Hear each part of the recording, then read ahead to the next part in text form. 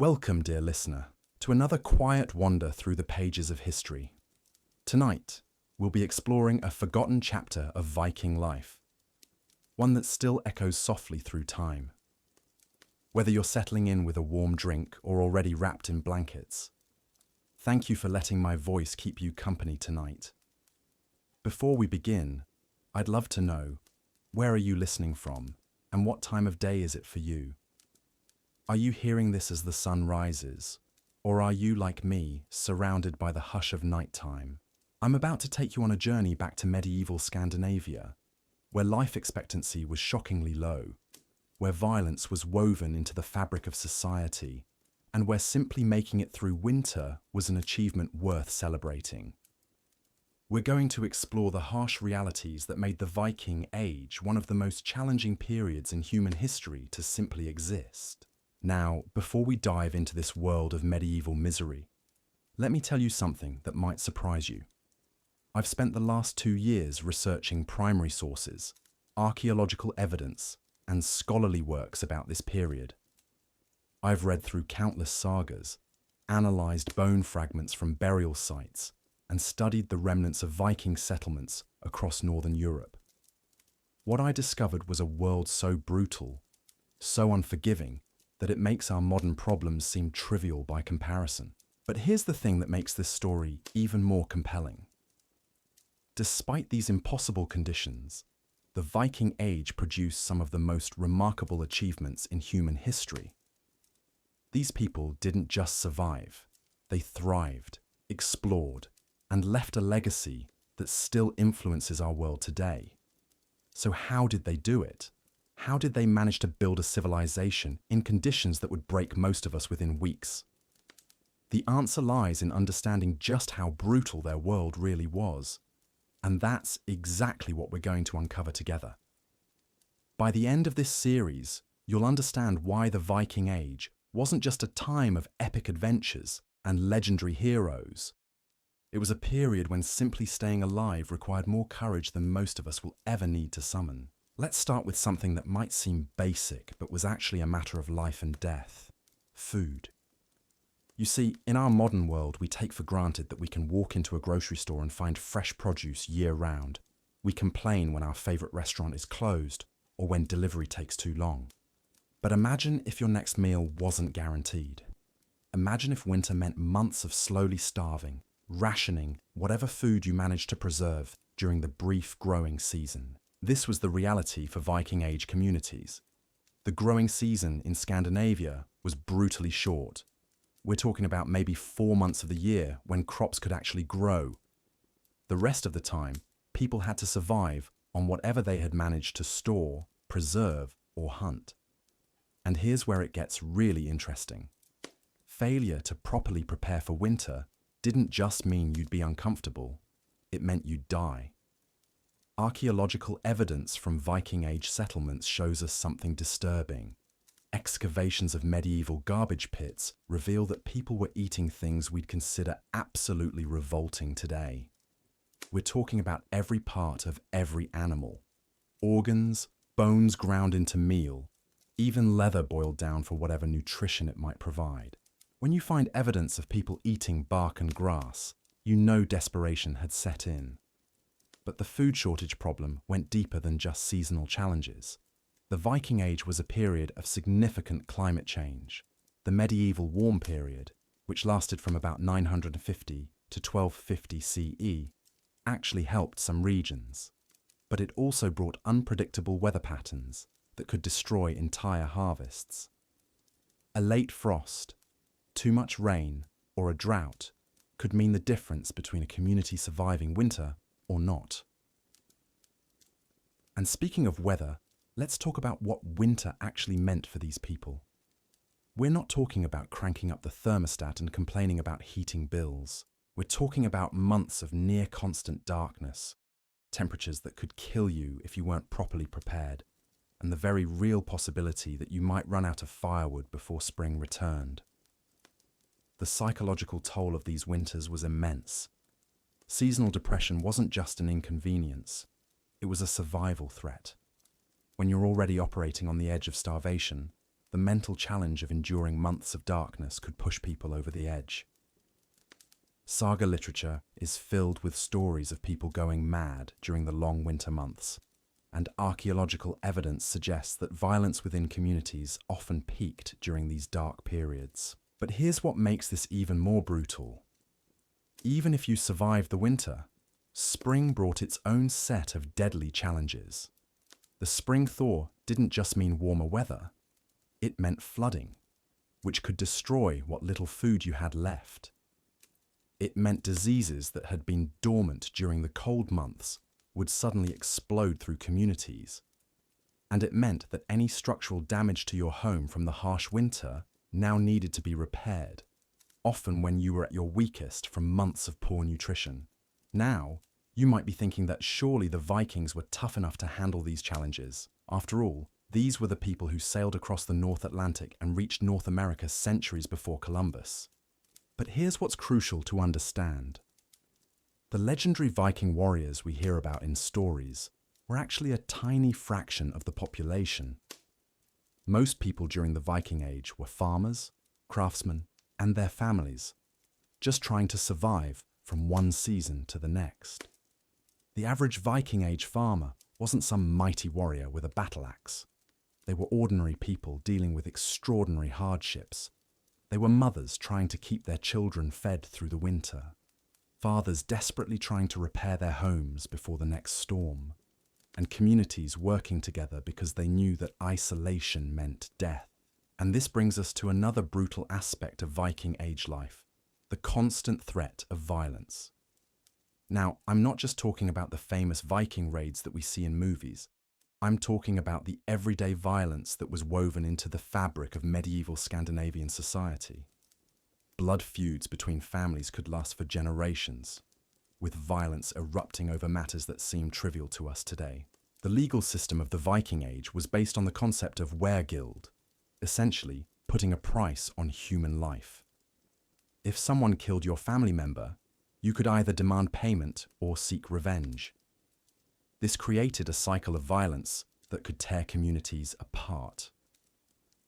The sagas are filled with stories of feuds that started over minor disputes and escalated into multi-generational conflicts that devastated entire regions. But the violence wasn't just between families or communities.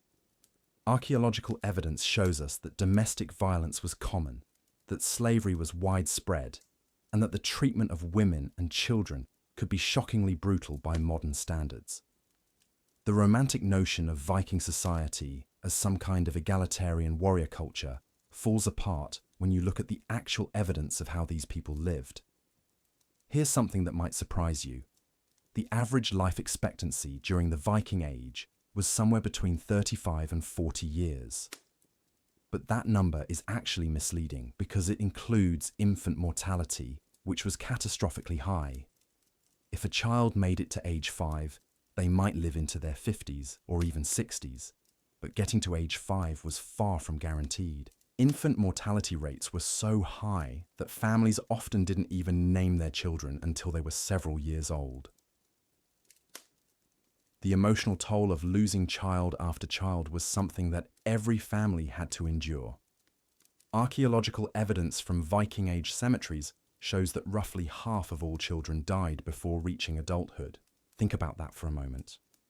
Imagine living in a world where half of all children don't make it to their teenage years. And for those who did survive childhood, the challenges were far from over. Disease was a constant threat in a world without modern medicine. A simple cut could become infected and kill you. Childbirth was incredibly dangerous for both mother and child. Dental problems could lead to infections that proved fatal. What we consider minor health issues today were potential death sentences in the Viking Age. The archaeological record tells us some truly disturbing stories about health and disease during this period. Skeletal remains show evidence of malnutrition, untreated injuries, and diseases that would have caused incredible suffering. We find evidence of people living with broken bones that never healed properly, infections that had been ongoing for years, and dental problems so severe that eating would have been agony. But perhaps most brutal of all was the constant uncertainty. In our modern world, We make plans for the future. We save for retirement. We plan vacations. We assume that tomorrow will be much like today. But in the Viking Age, the future was always uncertain. A raid could destroy your home and kill your family. A harsh winter could wipe out your entire community. Disease could strike without warning and spread like wildfire. This uncertainty affected every aspect of life. People couldn't make long-term plans because they never knew what disasters might strike. They couldn't invest in improvements to their homes or farms because raiders might destroy everything. They couldn't even assume that their children would survive to adulthood. And yet, despite all of these challenges, despite the constant threat of death and disaster, the people of the Viking Age found ways to not just survive, but to create a rich and complex culture. They told stories that still captivate us today. They created art that we still admire. They developed technologies that were ahead of their time. They explored and settled new lands with a courage that seems almost superhuman. This is what makes the Viking Age so fascinating. It wasn't just a time of barbarism and brutality. It was a time when human beings faced impossible odds and found ways to overcome them. It was a time when communities came together in the face of adversity, when individuals showed incredible resilience, and when the human spirit refused to be broken by even the harshest conditions. But we're just getting started. What I've shown you so far is just the tip of the iceberg when it comes to understanding how brutal life really was during the Viking Age. We haven't even talked about the role of slavery in Viking society, the terrifying reality of Viking raids for those who weren't warriors, or the shocking treatment of the elderly and disabled. We haven't explored the brutal legal system that governed these communities, the horrifying medical practices of the time, or the religious beliefs that shaped how people understood their suffering. We haven't discussed the role of women in this harsh world, the challenges of raising children when death was always lurking, or the incredible physical demands of simply surviving from day to day. And we haven't even begun to scratch the surface of what it meant to be vulnerable in Viking Age society. Because here's the thing that will really shock you. If you were elderly, disabled, or simply unable to contribute to your community's survival, your life became expendable in ways that would horrify us today. Let me paint you a picture of what happened when someone became too old or too sick to work. In our modern world, we have social safety nets, retirement homes, and medical care for the elderly. We believe that every human life has value regardless of productivity. But in the Viking Age, resources were so scarce that communities had to make brutal calculations about who deserved to live and who didn't. Archaeological evidence reveals something deeply disturbing about how these societies dealt with their most vulnerable members.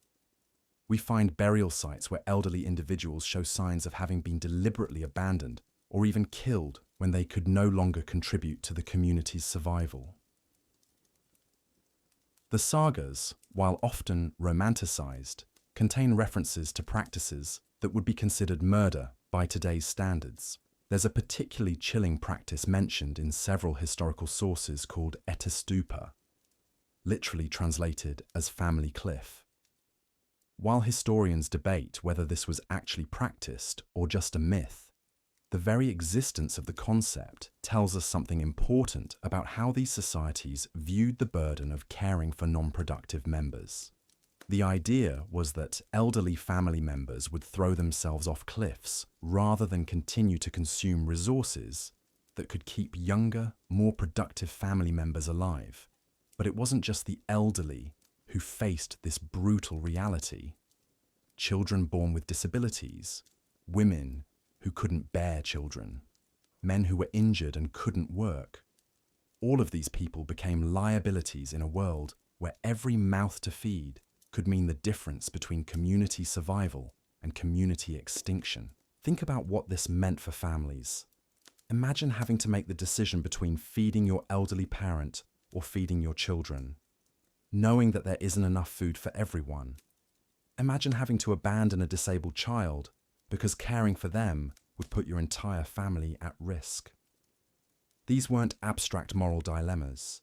They were daily realities that tore families apart and left psychological scars that lasted generations. The legal system of the Viking Age reflected this brutal pragmatism. Laws existed that actually made it legal to abandon or kill family members who had become burdens. The concept of utlegd, outlawry, could be applied not just to criminals, but to anyone who was deemed a threat to community survival. Being declared an outlaw didn't just mean losing your legal rights. It meant being cut off from all human contact, left to die alone in the wilderness. And here's where it gets even more disturbing. The religious beliefs of the Viking Age actually supported these practices. The Norse concept of fate, or word, suggested that suffering was predetermined and that attempting to avoid it was futile. This fatalistic worldview made it easier to accept the abandonment of vulnerable community members as simply part of the natural order. But let's talk about something that might be even more brutal than the treatment of the vulnerable: the reality of Viking raids for ordinary people. We've all heard the stories of Viking warriors sailing across the seas to raid and pillage foreign lands. But what we don't often hear about is what it was like to be on the receiving end of these raids, or how the raiding culture affected Viking society itself. For the farmers and villagers who were targeted by Viking raids, the experience was pure terror. These weren't organized military campaigns with rules of engagement. They were surprise attacks designed to steal everything of value and kill or enslave anyone who resisted. Archaeological evidence from raided settlements shows us the aftermath of these attacks: burned buildings, hastily buried treasure, and mass graves filled with the victims of Viking violence. But here's what's particularly horrifying. The raids weren't just about stealing treasure. They were about capturing slaves. The Viking Age economy was built on slavery to a degree that would shock most people today. Slaves, called thralls, made up as much as 25% of the population in some Viking communities. These weren't prisoners of war who might eventually be ransomed. They were human property, bought and sold like livestock. The treatment of slaves in Viking society was beyond brutal. They had no legal rights whatsoever. They could be killed, tortured, or sexually abused without any legal consequences for their owners. Archaeological evidence suggests that slaves were often sacrificed during religious ceremonies or buried alive with their deceased masters. The very existence of slavery on this scale tells us something disturbing about how Viking society viewed human life and dignity, and the psychological impact of living in a society where slavery was normal affected everyone, not just the slaves themselves. Children grew up seeing human beings treated as property. Women lived with the constant fear of being captured and enslaved. Men knew that failure in battle might mean not just death, but enslavement for their families. But even within Viking communities, even among free people, the threat of violence was constant. The honor culture of the Viking Age meant that perceived slights could escalate into deadly conflicts. A man who failed to respond to an insult with violence was considered a coward, and cowardice was worse than death in Viking society. This created a vicious cycle where violence bred more violence.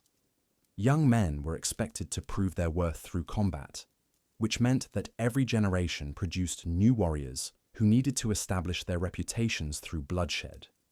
The sagas are filled with stories of men who died defending their honor over trivial matters, leaving their families vulnerable and destitute. The legal system tried to manage this violence through elaborate codes of conduct and compensation, but these systems often broke down under the pressure of competing honor claims. Blood feuds could last for generations, with each act of revenge spawning new cycles of violence. Entire communities could be torn apart by these conflicts, leaving everyone poorer and more vulnerable. And speaking of vulnerability, let's talk about what it meant to be a woman in Viking Age society. While popular culture sometimes portrays Viking women as fierce shield maidens fighting alongside men, the reality was far more complex and often much more brutal. Most women in Viking society had very few rights and were considered property of their fathers, husbands, or male relatives. They could be married off without their consent, often as children. They had no legal standing in most matters, and could be divorced or abandoned at will by their husbands. Archaeological evidence suggests that domestic violence was common and accepted as normal, but perhaps most horrifying was the reality of childbirth in the Viking Age. Without modern medical knowledge or sterile conditions, giving birth was incredibly dangerous. Maternal mortality rates were staggering. Some estimates suggest that as many as 1 in 4 women died in childbirth. And for those who survived, the physical and emotional toll was enormous. Women were expected to have as many children as possible because infant mortality was so high. This meant spending most of their adult lives either pregnant or nursing, often while malnourished and overworked. The constant cycle of pregnancy, birth, and infant death created a level of psychological trauma that we can barely imagine today. And if a woman couldn't have children, or if she repeatedly lost children, she might be divorced or abandoned. Fertility was seen as a woman's primary value, and those who couldn't reproduce were often treated as failures. This created enormous pressure on women to keep having children, even when their bodies were failing from the strain. The archaeological record tells us disturbing stories about women's lives during this period. We find evidence of women who died from complications related to multiple pregnancies, women who were buried with signs of domestic violence, and women who were sacrificed or murdered when their husbands died. But even women who survived childbirth and managed to raise children faced constant challenges. They were responsible for food preparation and preservation, which meant that their family's survival through winter depended on their skills and knowledge. They had to manage households with limited resources, care for sick family members without medical knowledge, and protect their children from the constant threats of disease, violence, and starvation. Now, you might be wondering how people managed to maintain any sense of hope or joy in such a brutal world. The answer lies in understanding how different their mindset was from ours. Viking Age. People didn't expect life to be fair or comfortable. They didn't assume that they deserved happiness or that their suffering was meaningless. Instead, they developed a worldview that glorified endurance and courage in the face of impossible odds. The concept of drengskap, roughly translated as honor or manliness, wasn't just about fighting prowess. It was about facing hardship with dignity, accepting fate without complaint, and maintaining loyalty to family and community, even when it meant personal sacrifice. This mindset helped people cope with conditions that would break most of us today. When you expect life to be brutal, when you're raised to believe that suffering is inevitable, when your entire culture celebrates those who endure hardship without complaint, you develop a kind of psychological resilience that's hard for us to understand. But this resilience came at a cost.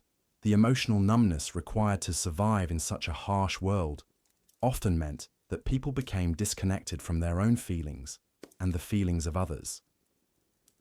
The acceptance of brutality as normal led to a society where violence was not just common, but celebrated. And this brings us to one of the most disturbing aspects of Viking Age life: the normalization of cruelty. When survival depends on being harder and more ruthless than your enemies, compassion becomes a luxury that few can afford. When resources are so scarce that showing mercy might mean your own family's death, empathy becomes a dangerous weakness. This created a society where incredible acts of cruelty were not just accepted, but expected. The sagas are filled with stories of torture, mutilation, and revenge that would be considered war crimes by today's standards. But these weren't seen as aberrations. They were seen as necessary parts of maintaining honor and deterring enemies. The psychological impact of living in such a world affected everyone. Children grew up witnessing violence and cruelty as normal parts of life. They learned that the world was a dangerous place where only the strong survived, and that showing weakness or compassion could be fatal. This created generations of people who were psychologically adapted to brutality, but often incapable of the kind of emotional intimacy and vulnerability that we consider essential to human happiness. But perhaps most disturbing of all was how this brutality affected relationships between people who should have been able to trust each other. In a world where anyone might become an enemy, where resources were so scarce that even family members might compete for survival, genuine trust became almost impossible. Marriages were often strategic alliances rather than love matches. Friendships were complicated by the constant possibility of betrayal. Even parent-child relationships were affected by the knowledge that resources were limited and that difficult choices might have to be made about who deserved to survive. This lack of trust extended into every aspect of daily life. Archaeological evidence from Viking Age settlements reveals something fascinating and disturbing. Homes were built like fortresses, even within communities. Thick walls, narrow windows, and heavy doors weren't just protection against raiders from distant lands. They were protection against neighbors who might turn violent over a land dispute, a perceived insult, or simply desperation during a harsh winter. The psychological toll of this constant vigilance was immense. Imagine never being able to fully relax, never being able to trust completely, always having to calculate whether the person across from you might become a threat. This wasn't paranoia, it was survival. The sagas tell us of countless betrayals between supposed allies, of friends who turned on each other over trivial matters, of communities that tore themselves apart from within. But here's where it gets even more disturbing. The children. In our modern world, we try to protect children from violence, to give them a sense of security and innocence. But in the Viking Age, children were exposed to brutality from their earliest years, because sheltering them would have left them unprepared for the harsh realities they would face as adults. Children as young as 5 or 6 were expected to help with dangerous tasks like hunting, farming, and even warfare. They witnessed executions, participated in religious sacrifices, and learned to accept violence as a normal part of life. Archaeological evidence shows us that children were often buried with weapons, suggesting that even young people were expected to be ready for combat at any moment. The educational system, if you can call it that, was designed to create survivors rather than well-rounded individuals. Children learned practical skills that would keep them alive: how to fight, how to preserve food, how to read weather patterns, how to identify edible plants. But they also learned psychological skills that we would consider unhealthy today: how to suppress empathy, how to endure pain without complaint, how to make brutal decisions without hesitation. And this brings us to something that might be the most horrifying aspect of Viking Age life: the complete absence of what we would recognize as childhood. There was no concept of protecting children from adult responsibilities or adult realities. As soon as a child was physically capable of contributing to the family's survival, they were expected to do so. As soon as they were old enough to understand the harsh realities of life, they were thrown into them completely. This meant that children often had to make decisions that would traumatize adults today. They might have to choose which sibling got the last portion of food during a famine. They might have to help abandon elderly relatives who had become burdens. They might have to participate in violence against neighbors or strangers. These weren't exceptional circumstances. They were normal parts of growing up in the Viking Age. The psychological development of children in this environment was completely different from what we consider healthy today. They learned to compartmentalize trauma, to suppress emotional responses that might be seen as weakness, and to accept suffering as inevitable. This created adults who were incredibly resilient, but often emotionally stunted in ways that affected their relationships and their ability to find joy in life.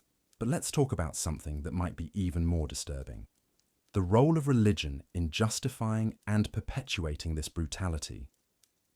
The Norse religious system wasn't just about worshipping gods. It was about maintaining a worldview that made sense of constant suffering and violence.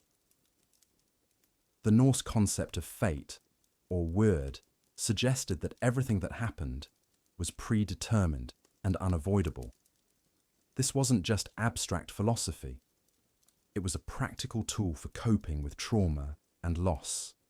When your child died of disease, when your farm was destroyed by raiders, when your family was torn apart by violence, you could tell yourself that it was all part of fate's plan.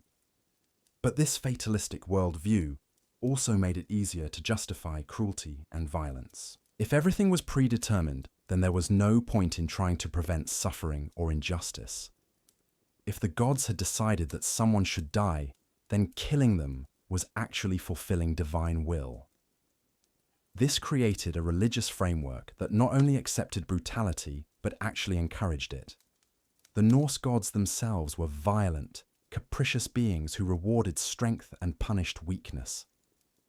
Odin, the chief god, was known for breaking oaths, betraying allies, and using deception to achieve his goals. Thor was celebrated for his violent rages and his willingness to use force to solve problems. These weren't moral exemplars. They were divine endorsements of the kind of behavior that was necessary for survival in a brutal world. Religious ceremonies often involved violence and sacrifice. Archaeological evidence shows us that human sacrifice was common during important religious festivals, and that these sacrifices often involved prolonged torture and suffering. The victims were sometimes volunteers who believed that their deaths would benefit their communities, but they were also often slaves or prisoners who had no choice in the matter. The religious calendar was structured around the harsh realities of survival. Winter solstice celebrations weren't just about marking the longest night. They were about praying for survival through the deadly months ahead. Spring festivals weren't just about celebrating new growth. They were about giving thanks for having survived another winter and asking the gods for protection during the dangerous months of raiding and warfare that lay ahead. But here's what's particularly disturbing about Viking Age religion. It actively discouraged the kind of compassion and mercy that might have made life more bearable. The concept of nide, roughly translated as shame or dishonor, was used to stigmatize anyone who showed what we would consider basic human decency. Helping the weak, showing mercy to enemies, or avoiding violence were all seen as shameful acts that brought dishonor to individuals and their families. This created a society where people were actually afraid to be kind, afraid to show compassion, afraid to help those who were suffering. The religious and social systems worked together to create a culture of cruelty that went far beyond what was necessary for survival. Now, let's talk about something that reveals just how brutal Viking Age society really was: the treatment of the mentally ill. In our modern world, we recognize mental illness as a medical condition that deserves treatment and compassion. But in the Viking Age, mental illness was seen as either divine punishment or demonic possession, and the treatments were often more horrifying than the conditions themselves.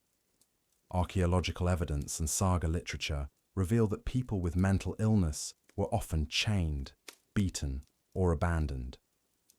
They were seen as threats to community safety and were treated accordingly.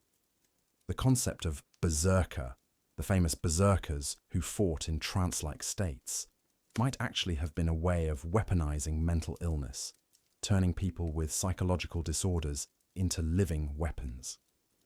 But even more disturbing was how mental illness was often seen as contagious. Families who had a member with mental illness were often ostracized from their communities, forced to choose between abandoning their afflicted relative or facing exile themselves. This created impossible situations where families had to choose between compassion and survival. The treatment methods used for mental illness were based on the belief that the condition was caused by evil spirits or divine displeasure. This meant that treatments often involved physical torture, starvation, or exposure to extreme conditions. The goal wasn't to heal the person, it was to drive out the evil forces that were believed to be causing their condition. And speaking of evil forces, let's talk about how superstition and fear affected daily life in ways that we can barely imagine today. The Viking Age was a time when people believed that the world was filled with malevolent spirits, angry gods, and supernatural threats that could strike at any moment. Every aspect of daily life was governed by complex rituals and taboos designed to ward off supernatural dangers. People had to perform specific ceremonies before planting crops, before going to sea, before entering battle, and even before simple activities like baking bread or brewing ale. Failure to follow these rituals correctly could bring disaster not just to individuals, but to entire communities. The psychological burden of living in constant fear of supernatural retribution was enormous. People lived with the knowledge that any mistake, any breach of ritual, any sign of divine displeasure could result in death, disease, or disaster. This created a level of anxiety and stress that affected every aspect of life. But here's what's particularly disturbing. These supernatural fears were often used to justify real-world violence and cruelty. If someone's crops failed, if disease struck their family, if they suffered any kind of misfortune, it was often interpreted as a sign that they had angered the gods or been infected by evil spirits. This made them targets for violence, exile, or even execution. The concept of cider, Norse magic, was particularly dangerous for those who were accused of practicing it. While some forms of magic were accepted and even respected, others were seen as evil and corrupting. People who were accused of practicing harmful magic faced torture, exile, or death. And these accusations could be made by anyone for any reason, making magic a convenient excuse for settling personal grudges or eliminating unwanted community members. Women were particularly vulnerable to accusations of harmful magic, especially if they were elderly, unmarried, or otherwise seen as burdens on their communities. The witch trials that would later sweep through Europe had their roots in the kind of supernatural fears that were common during the Viking Age. But let's talk about something that might be even more brutal than the supernatural fears: the reality of medical care in the Viking Age. When we think about medieval medicine, we often imagine ignorant practitioners using crude methods. But the reality was far worse than that. It was a system that often caused more harm than good, and that reflected the brutal pragmatism of a society where human life was cheap. Archaeological evidence reveals that Viking Age medical practices were based on a combination of superstition, folk knowledge, and brutal pragmatism. Surgery was performed without anesthesia, using crude tools that were often contaminated. Infections were common, and many patients died from the treatments rather than the original conditions. But here's what's particularly disturbing. The medical system was designed around the assumption that most patients wouldn't survive. This meant that treatments were often focused on determining whether someone was worth saving, rather than actually trying to heal them. If someone was too badly injured to contribute to the community's survival, they might be given a quick death rather than medical care. The concept of triage in Viking Age medicine wasn't about prioritizing the most treatable cases. It was about prioritizing the most valuable community members. A warrior who could still fight might receive extensive treatment for a serious injury, while a farmer who couldn't work might be left to die. This created a medical system that was more about social control than healing.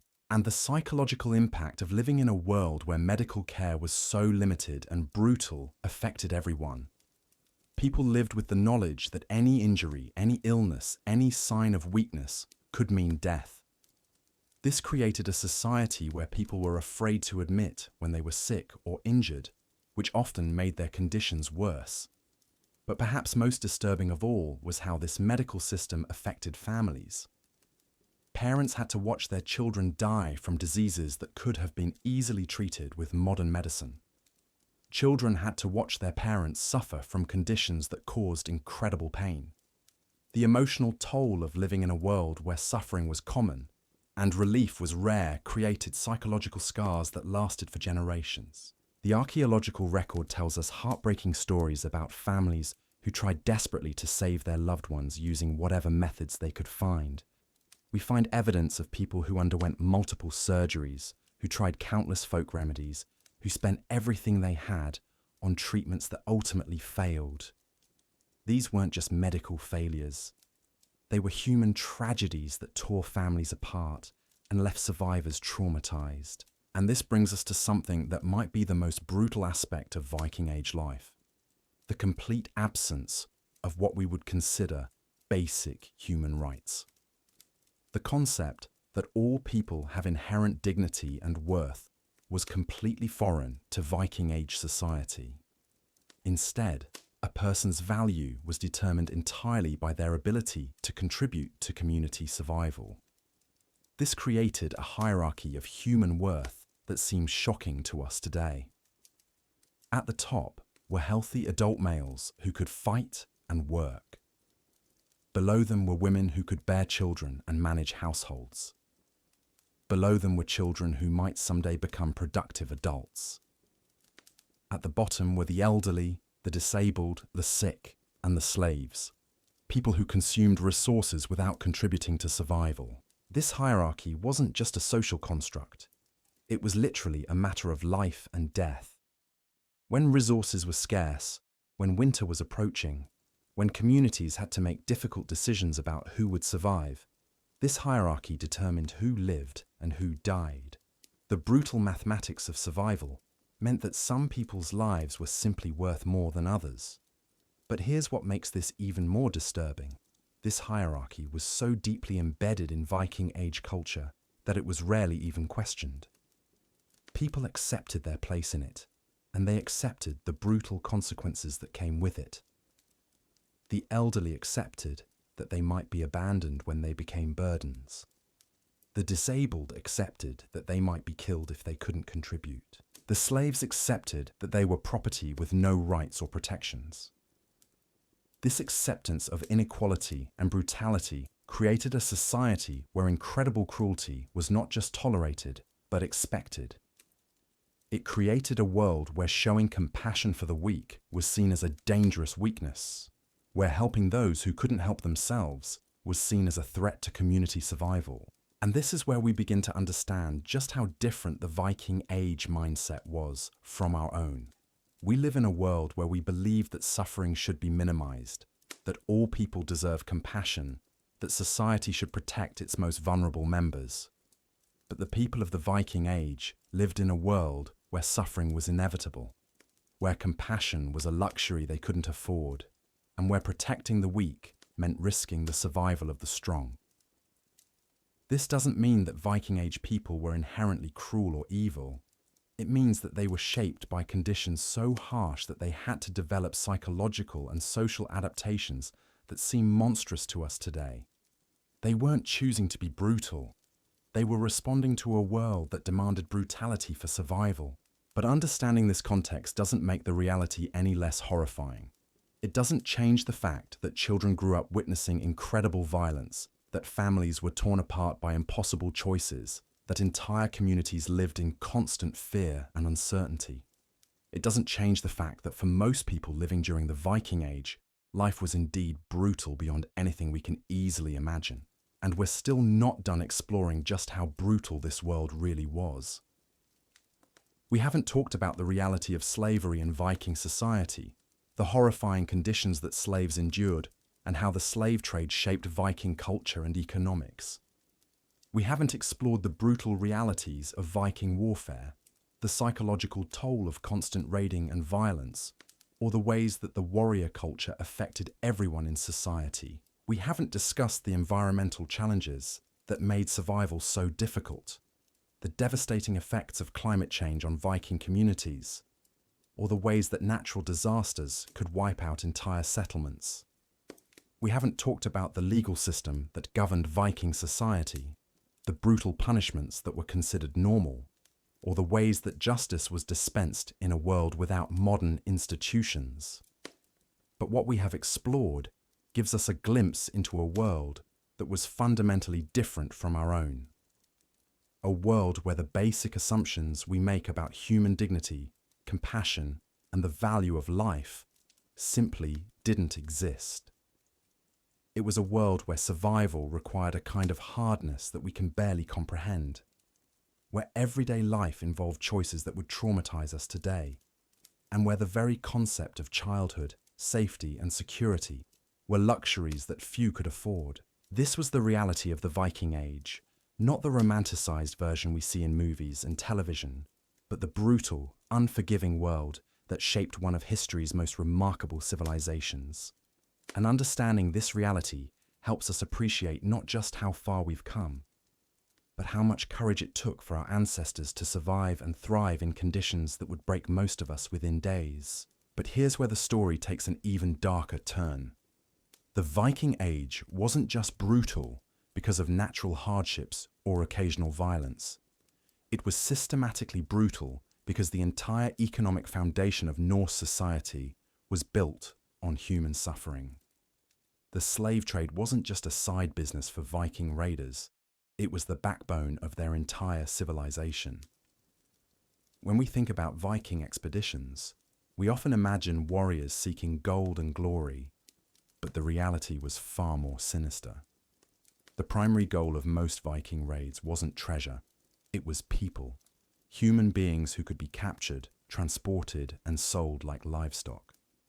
Archaeological evidence suggests that the slave trade was so central to Viking economy that entire communities were designed around processing, housing, and selling human cargo.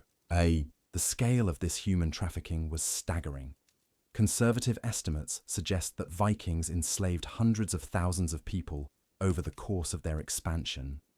But these numbers don't capture the true horror of what this meant for individuals and communities. Imagine entire villages being emptied of their populations, families torn apart forever, children sold away from their parents and shipped to distant lands where they would never see their homes again. The psychological trauma of living in a world where you could be enslaved at any moment affected everyone, not just the victims. Free people lived with the constant knowledge that their freedom was temporary, that one successful raid against their community could mean a lifetime of bondage. This created a society where everyone was simultaneously predator and prey, where survival meant being more brutal than your enemies before they could be brutal to you.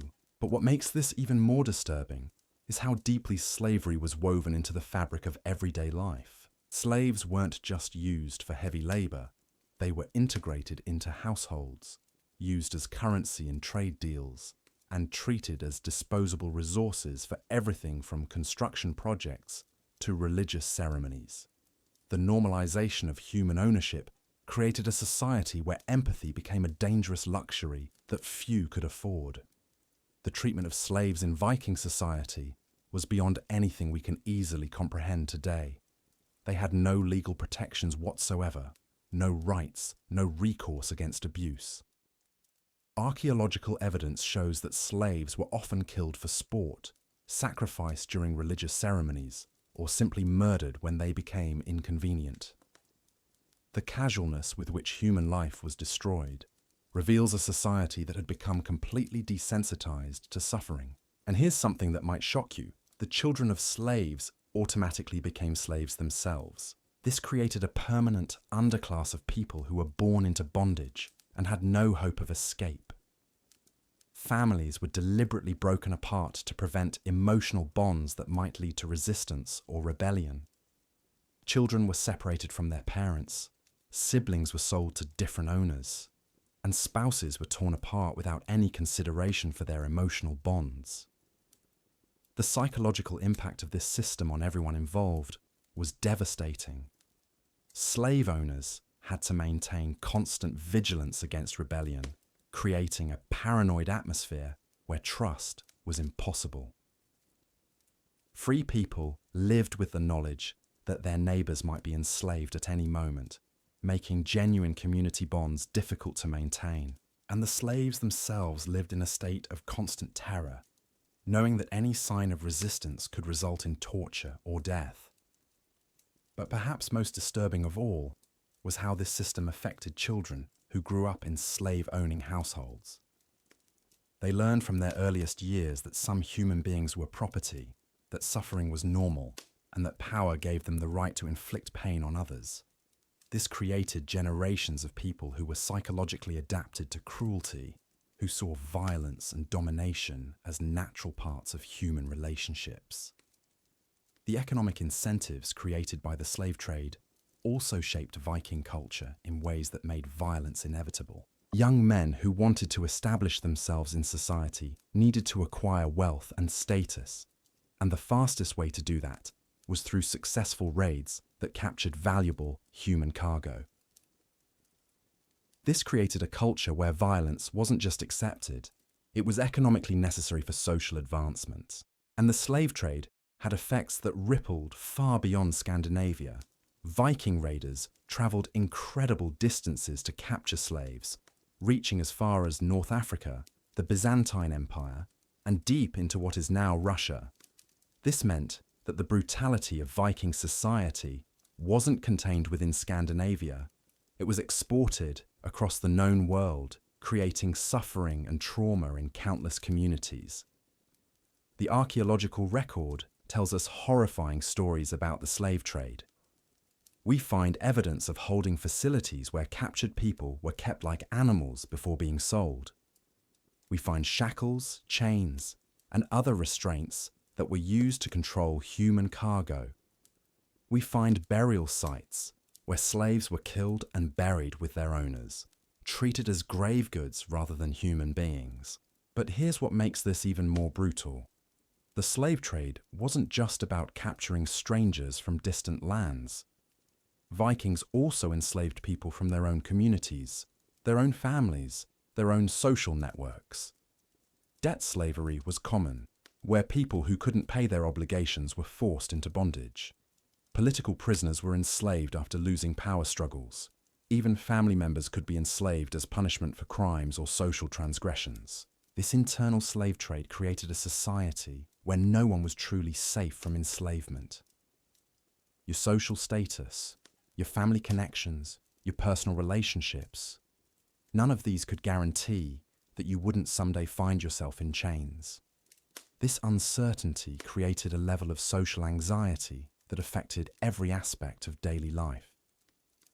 The legal system that governed slavery was designed to protect the interests of slave owners, while providing no protections for the enslaved. Laws existed that made it illegal to help runaway slaves, that prescribed brutal punishments for slaves who resisted their owners, and that treated the murder of a slave as a property crime, rather than a crime against a person. This legal framework normalized and institutionalized cruelty on a massive scale. But let's talk about something that might be even more disturbing than the slave trade: the reality of Viking warfare for ordinary people. When we think about Viking battles, we often imagine heroic warriors clashing in epic duels. But the reality was far more brutal and chaotic than any Hollywood battle scene could capture. Viking warfare wasn't governed by chivalric codes or rules of engagement. It was total war, where the goal was to inflict maximum damage on enemy populations.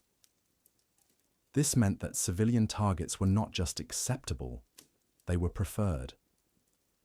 Raiders specifically targeted farms, villages, and settlements where they could find vulnerable people and valuable resources.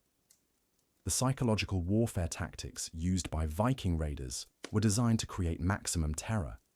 They would often begin attacks at dawn, when people were still sleeping and vulnerable. They would use fire as a weapon, burning buildings with people still inside. They would display the bodies of their victims in ways designed to terrorize survivors and discourage resistance. But here's what's particularly horrifying. Viking warfare wasn't just about quick raids and retreats. Sometimes it involved prolonged sieges and occupations that could last for months or even years. During these extended campaigns, the suffering of civilian populations was unimaginable. Food supplies would be deliberately destroyed, water sources would be poisoned, and anyone who couldn't contribute to the war effort would be killed or enslaved. The archaeological record reveals the aftermath of these campaigns in disturbing detail. We find evidence of mass graves filled with civilians who were killed during raids. We find burned settlements where entire communities were destroyed. We find caches of hidden treasure that were buried by people who knew they were about to be attacked and hoped to someday return for their valuables. But perhaps most disturbing of all is the evidence of what happened to communities that survived Viking attacks. The trauma of experiencing such violence created lasting psychological damage that affected generations. Survivors lived with constant fear, unable to trust their neighbours, unable to feel safe in their own homes. Communities that had existed for centuries were sometimes completely abandoned after Viking raids, not because they were physically destroyed, but because the psychological trauma made it impossible for people to continue living there. The impact of Viking warfare on children was particularly devastating.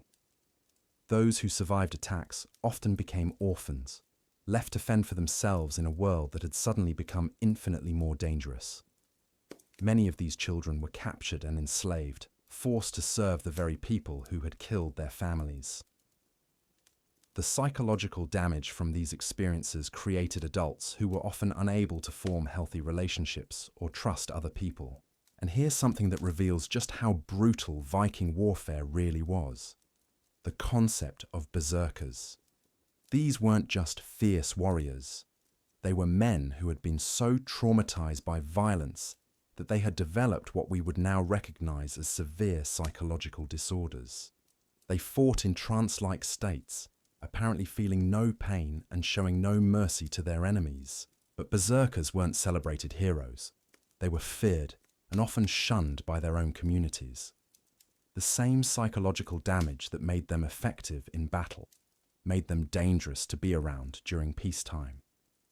Many berserkers were unable to function in normal society, unable to control their violent impulses, unable to maintain relationships or hold down regular work. The existence of berserkers tells us something important about Viking society. It was so violent, so traumatic, that it regularly produced people who were psychologically broken by their experiences. And rather than trying to heal these men, Viking society weaponized their trauma, using their psychological damage as a tool of war. The training methods used to create Viking warriors were designed to break down normal human empathy and compassion. Young men were exposed to violence from an early age, taught to suppress their emotional responses to suffering, and conditioned to see killing as not just acceptable, but glorious. This created generations of men who were psychologically adapted to brutality, but often incapable of the kind of emotional intimacy that makes life meaningful. But the warrior culture didn't just affect the men who fought. It affected everyone in Viking society. Women lived with the knowledge that their husbands, fathers, and sons might die in battle at any moment. Children grew up knowing that violence was a normal part of adult life. Elderly people understood that their communities might be attacked and that they would be among the first to be killed or abandoned. This constant exposure to violence and death created a society where trauma was normalized, where psychological damage was seen as a natural part of life, and where the kind of healing and recovery that we consider essential to mental health was seen as weakness or self-indulgence.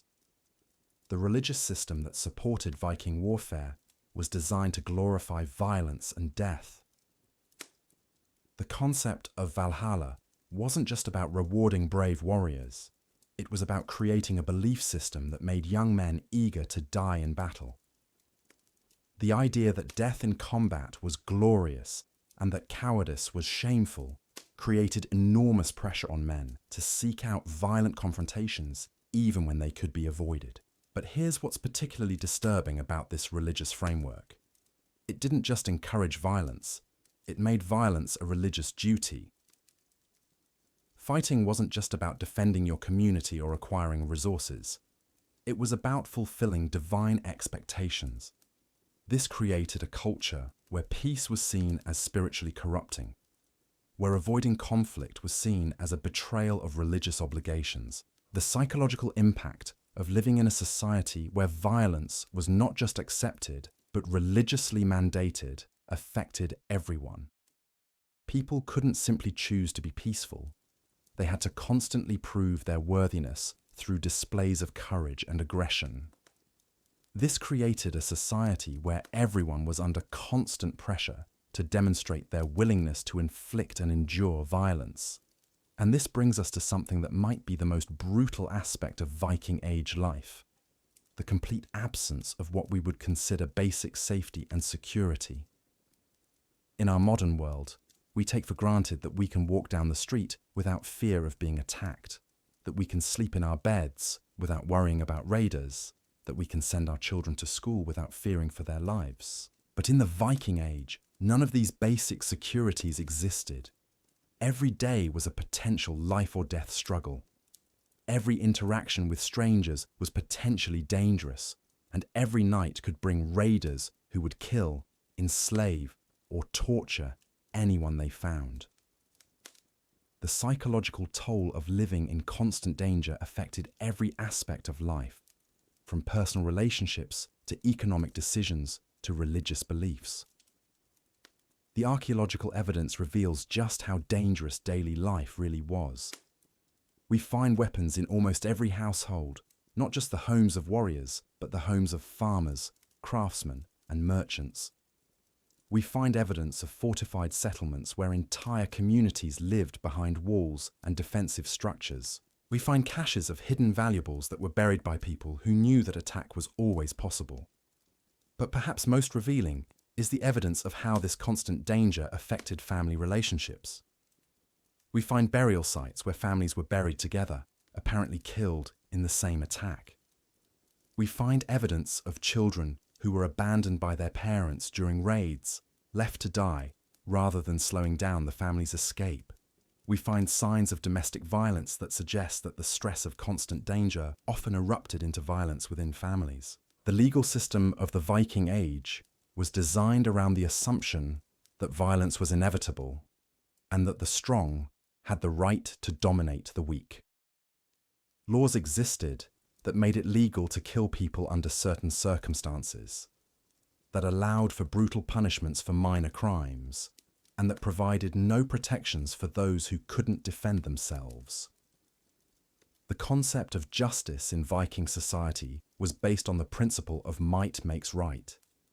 If you were strong enough to enforce your will, then you were in the right. If you were too weak to defend yourself, then whatever happened to you was your own fault. This created a legal system that institutionalized brutality and made it impossible for the weak to find protection or justice. But here's what makes this even more disturbing. The legal system wasn't just about punishing criminals. It was about maintaining social order through fear and intimidation. Public executions were common and were designed to be as brutal and terrifying as possible. The goal wasn't just to punish the guilty, it was to terrorize the innocent into compliance.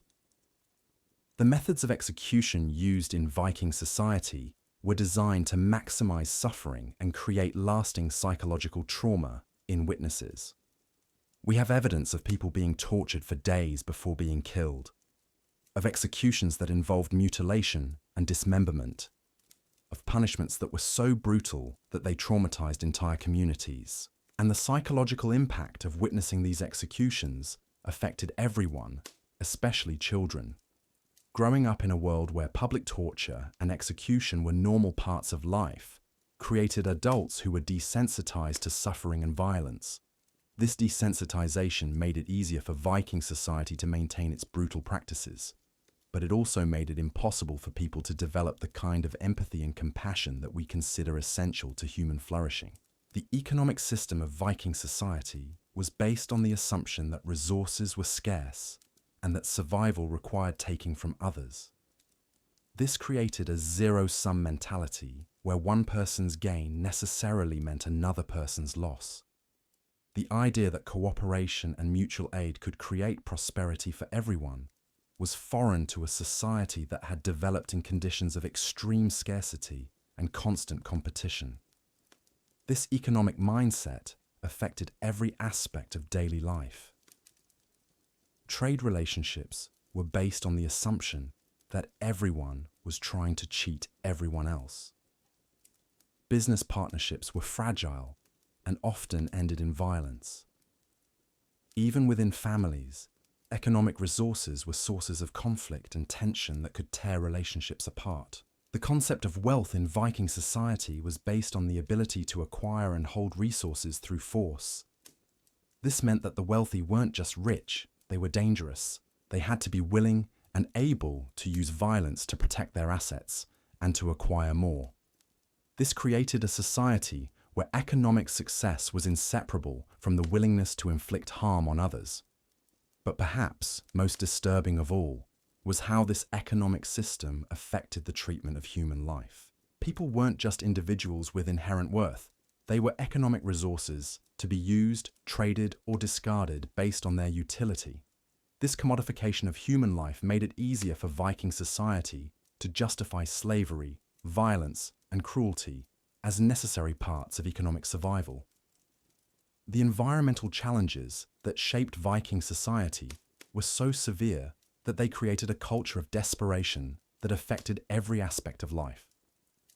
The short growing seasons, harsh winters, and unpredictable weather patterns meant that survival was always uncertain. This uncertainty created a mindset where long-term planning was impossible and where immediate survival always took precedence over moral considerations. The psychological impact of living in such an uncertain environment affected everyone. People couldn't make plans for the future because they never knew if they would survive the next winter. They couldn't invest in improvements to their communities because raiders might destroy everything. They couldn't form deep emotional bonds because death was always lurking nearby. This environmental uncertainty also created a society where hoarding was seen as virtuous and sharing was seen as dangerous. In a world where resources were always scarce, giving away food or supplies could mean the difference between survival and death. This created a culture where selfishness was not just acceptable but necessary for survival. But here's what makes this even more tragic. The environmental challenges that created Viking society also made it impossible for that society to develop the kind of institutions and values that might have made life more bearable. The constant threat of starvation, disease, and violence made it impossible to develop systems of education, healthcare, or social support that could have improved people's lives. The archaeological record tells us heartbreaking stories about communities that tried to create better lives for themselves, but were defeated by the harsh realities of their environment. We find evidence of settlements that were abandoned after failed harvests, of communities that were destroyed by disease outbreaks, of families that were torn apart by the impossible choices that survival demanded. And this brings us to perhaps the most important point about the brutality of Viking Age life. It wasn't just the result of individual cruelty or moral failings. It was the inevitable result of environmental and social conditions that made brutality necessary for survival. The people of the Viking Age weren't choosing to be cruel. They were responding to a world that demanded cruelty as the price of existence. Understanding this doesn't make the brutality any less horrifying, but it does help us understand why Viking society developed the way it did. It wasn't because the people were inherently evil or because they enjoyed causing suffering. It was because they lived in a world so harsh that survival required them to suppress their natural compassion and develop psychological adaptations that seem monstrous to us today. The legacy of this brutality affected Viking society for generations. Children who grew up witnessing violence and cruelty became adults who were unable to imagine alternative ways of living. Communities that had been shaped by constant conflict and competition were unable to develop the trust and cooperation that might have made life better for everyone. But perhaps most tragically, the brutality of Viking Age life created a cycle that was almost impossible to break. Each generation that grew up in violence and cruelty became less capable of creating a gentler world for their children. Each act of violence created trauma that led to more violence. Each cruel adaptation to harsh conditions made it harder to develop the compassion and empathy that might have made life more bearable.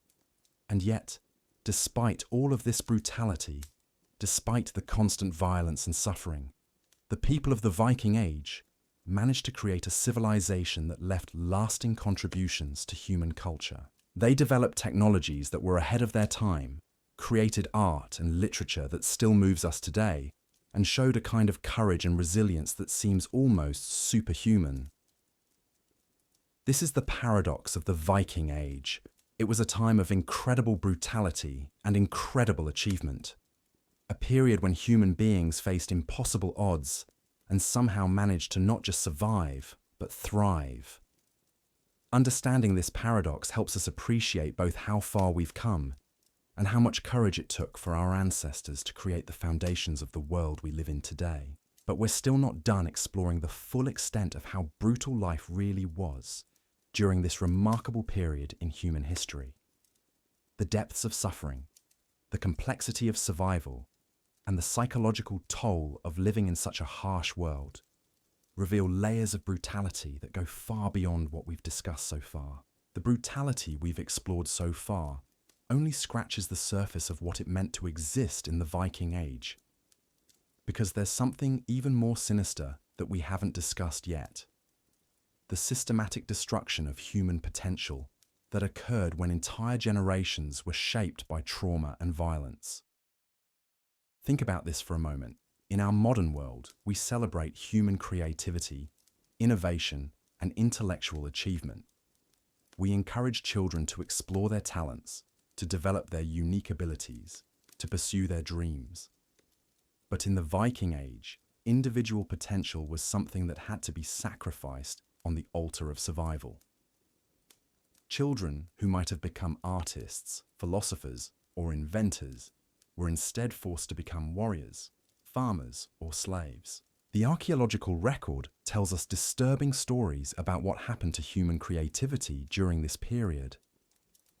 We find evidence of incredibly sophisticated craftsmanship and artistic ability, but these skills were almost exclusively focused on creating weapons, tools for survival, or religious objects meant to appease violent gods. The same hands that could create beautiful jewelry were also used to forge instruments of torture. The same minds that could compose epic poetry were also used to plan brutal raids and develop new methods of warfare. This wasn't just a waste of human potential. It was a systematic destruction of everything that makes life worth living.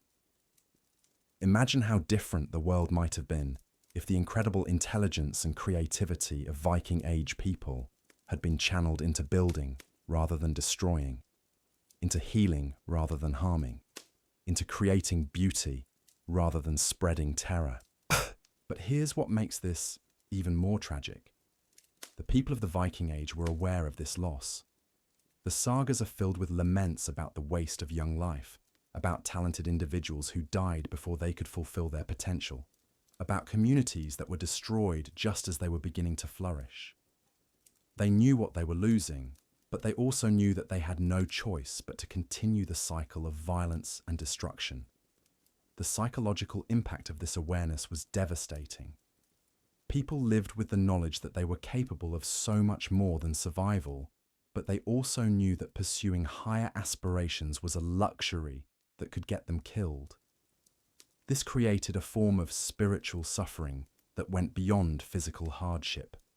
It was the agony of knowing that you were living far below your potential and that you would probably die without ever discovering what you might have become.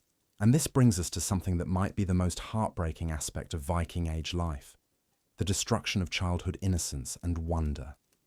In our modern world, we recognize that children need time to play, to explore, to imagine, to develop their sense of wonder about the world. But in the Viking Age, These childhood experiences were seen as dangerous luxuries that could leave children unprepared for the harsh realities of adult life. Children were forced to grow up almost immediately after birth.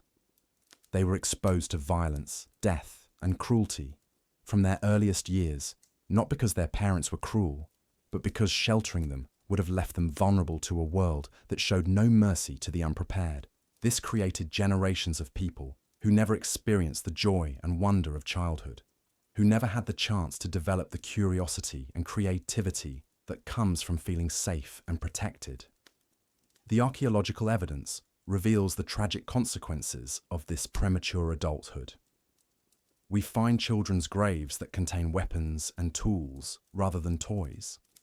We find evidence of children who were working dangerous jobs before they were old enough to understand the risks. We find skeletal remains that show signs of malnutrition and injury in children who should have been playing and learning instead of struggling to survive. But perhaps most disturbing of all is what we don't find: evidence of childhood happiness. There are no toys in Viking Age archaeological sites, no games, no evidence of the kind of carefree play that we consider essential to healthy child development. Children in the Viking Age weren't children in any sense that we would recognize. They were small adults carrying adult responsibilities and facing adult dangers. The psychological development of these children was fundamentally different from what we consider normal today. They learned to suppress their natural curiosity because asking too many questions could be dangerous. They learned to hide their emotions because showing vulnerability could make them targets. They learned to accept suffering as normal because complaining about it was seen as weakness. This created adults who were incredibly resilient, but also emotionally stunted in ways that affected every aspect of their lives. They were capable of enduring incredible hardship, but they were also incapable of experiencing the kind of joy, wonder, and emotional intimacy that makes life meaningful. They could survive almost anything, but they couldn't truly live in any sense that we would recognize. The impact of this emotional stunting on Viking society was profound. Relationships between people were based on utility rather than affection. Marriages were strategic alliances rather than loving partnerships. Friendships were temporary arrangements that could be dissolved when they became inconvenient. Even parent-child relationships were complicated by the knowledge that survival might require abandoning or sacrificing family members.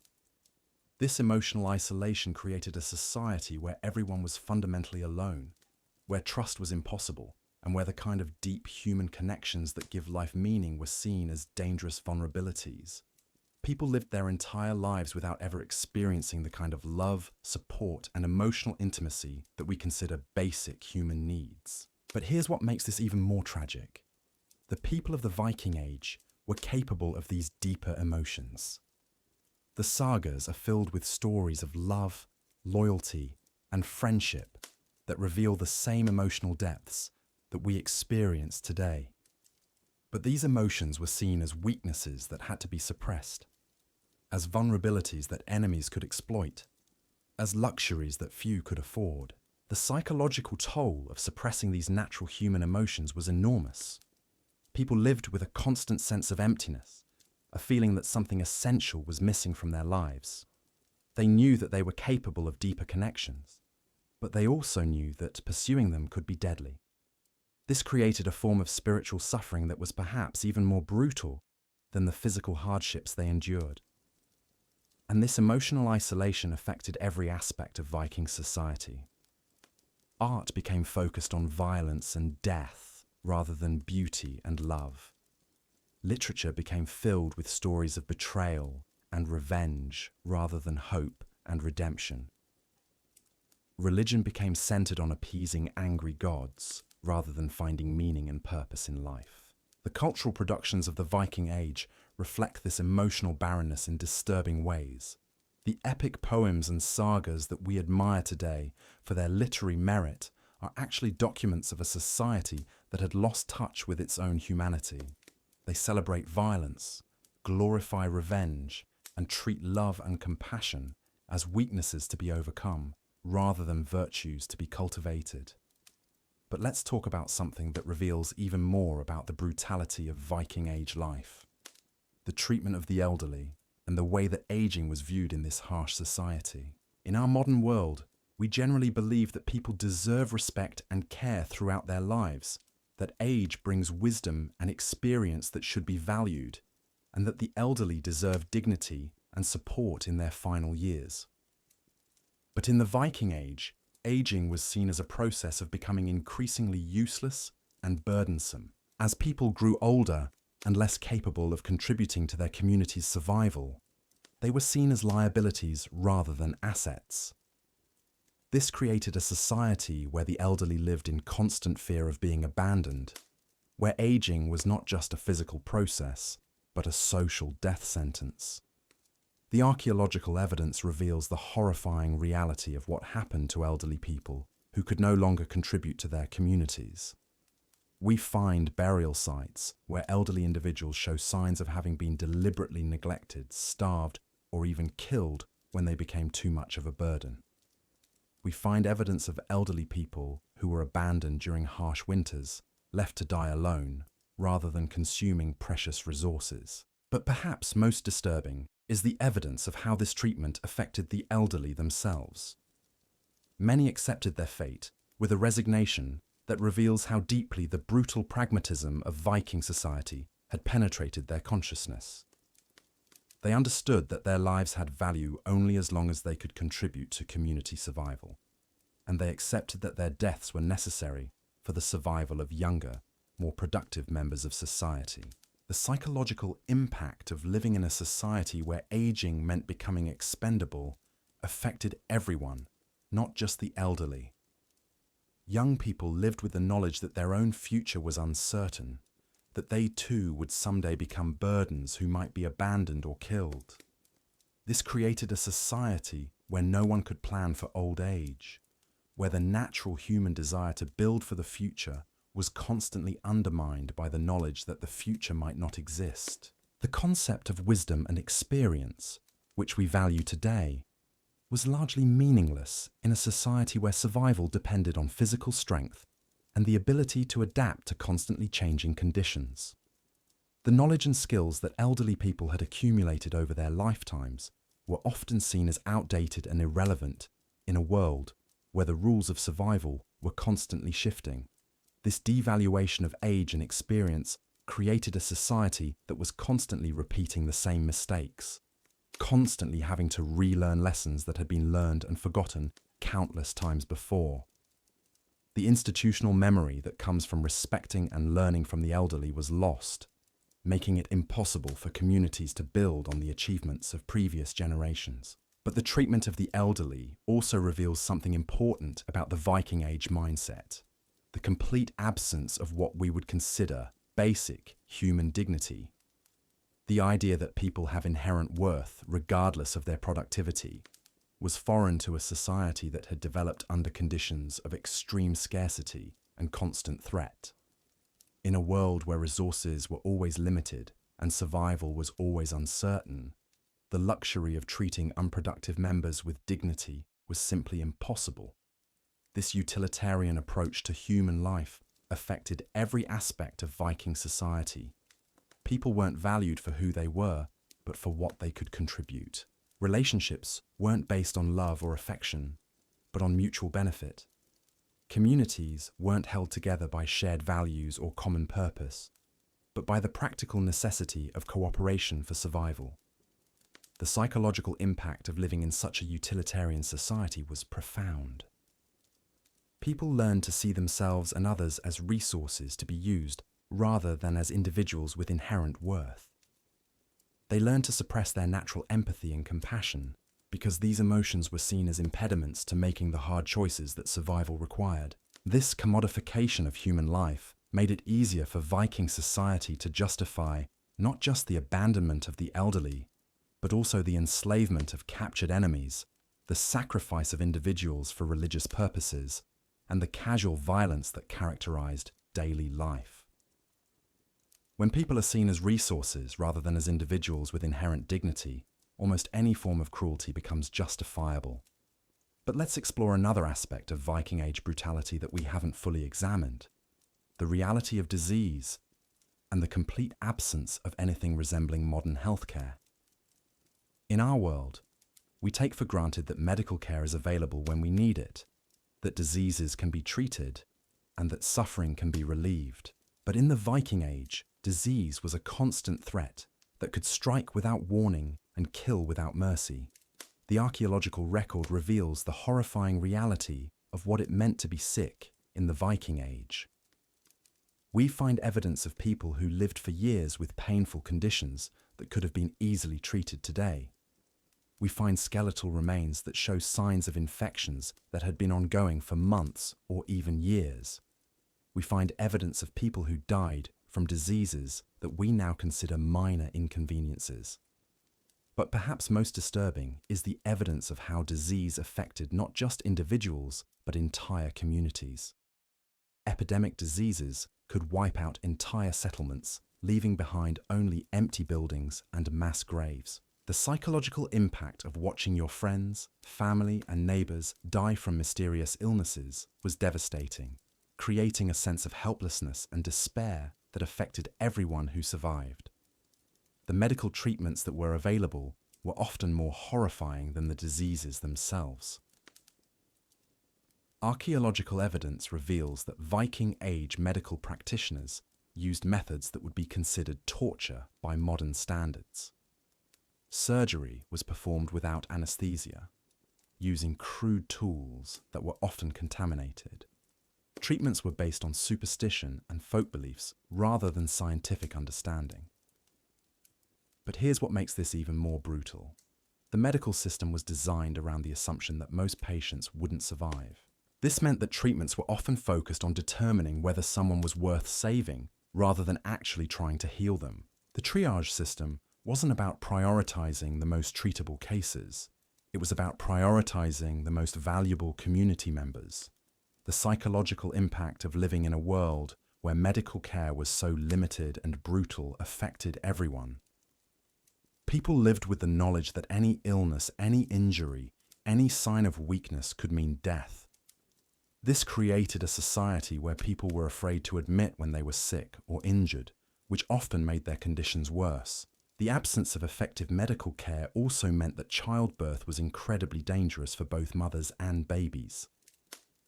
Archaeological evidence suggests that maternal mortality rates were staggering, with some estimates indicating that as many as 1 in 4 women died in childbirth. This created a society where pregnancy was seen as a potentially fatal condition, where having children was an act of incredible courage. The psychological impact of this medical uncertainty on families was enormous. Parents had to watch their children die from diseases that could have been easily treated with modern medicine. Children had to watch their parents suffer from conditions that caused incredible pain. The emotional toll of living in a world where suffering was common and relief was rare created psychological scars that lasted for generations. But the medical system also reveals something important about Viking Age values: the complete absence of what we would consider basic compassion for the suffering. The idea that people deserved care and comfort when they were sick was foreign to a society that had developed under conditions where resources were always scarce and survival was always uncertain. This lack of compassion wasn't just a reflection of practical necessity. It was a psychological adaptation to a world where suffering was so common that empathy became a luxury that few could afford. People learned to suppress their natural responses to others' pain, because feeling too much could be psychologically devastating in a world where suffering was constant. The religious system that governed Viking society actually reinforced this lack of compassion by teaching that suffering was either deserved punishment for wrongdoing or an unavoidable part of fate. This created a worldview where helping the sick or injured was seen as interfering with divine will, where compassion was seen as weakness, and where the kind of medical care that we consider a basic human right was seen as an inappropriate use of limited resources. But perhaps most disturbing of all was how the absence of medical care affected the development of human potential. How many brilliant minds were lost to diseases that could have been prevented? How many talented individuals died before they could contribute to their communities? How many innovations and discoveries were lost because the people who might have made them died from treatable conditions? The waste of human potential caused by the absence of medical care was staggering. We can only imagine what Viking society might have achieved if people had been able to live longer, healthier lives, if they had been able to pursue their talents and interests without the constant threat of disease and death. And this brings us to perhaps the most tragic aspect of Viking Age brutality: the way that harsh conditions created a society that was incapable of imagining alternatives. The people of the Viking Age weren't choosing to live in such brutal conditions. They were trapped in a system that seemed inevitable and unchangeable. The psychological impact of living in a world where brutality was normal was that people lost the ability to imagine that life could be different. They accepted suffering as inevitable, violence as necessary, and cruelty as unavoidable. This created a society that was incapable of the kind of moral and social progress that we take for granted today. The cultural productions of the Viking Age reflect this inability to imagine alternatives. The literature, art, and religious beliefs of the time all assume that life is brutal, that suffering is inevitable, and that the best that people can hope for is to endure hardship with dignity. There are no utopian visions, no dreams of a better world, no hopes for progress or improvement. This fatalistic worldview became self-fulfilling, creating a society that was incapable of the kind of innovation and social development that might have made life more bearable. People didn't try to improve their conditions because they believed that improvement was impossible. They didn't challenge brutal practices because they believed that brutality was natural and unavoidable. The psychological trap of this fatalistic worldview was that it made the brutality of Viking Age life seem not just inevitable but morally justified. People weren't just accepting harsh conditions, they were actively defending them as necessary and right. This created a society that was not just brutal but proud of its brutality, that saw suffering as a virtue and compassion as a weakness. But here's what makes this even more tragic. The people of the Viking Age were capable of so much more than they achieved. The same intelligence, creativity, and resilience that helped them survive in brutal conditions could have been used to create a more humane society. The same courage that they showed in battle could have been used to challenge unjust practices. The same loyalty that they showed to their families and communities could have been extended to create a more compassionate world. The archaeological evidence reveals glimpses of what might have been possible.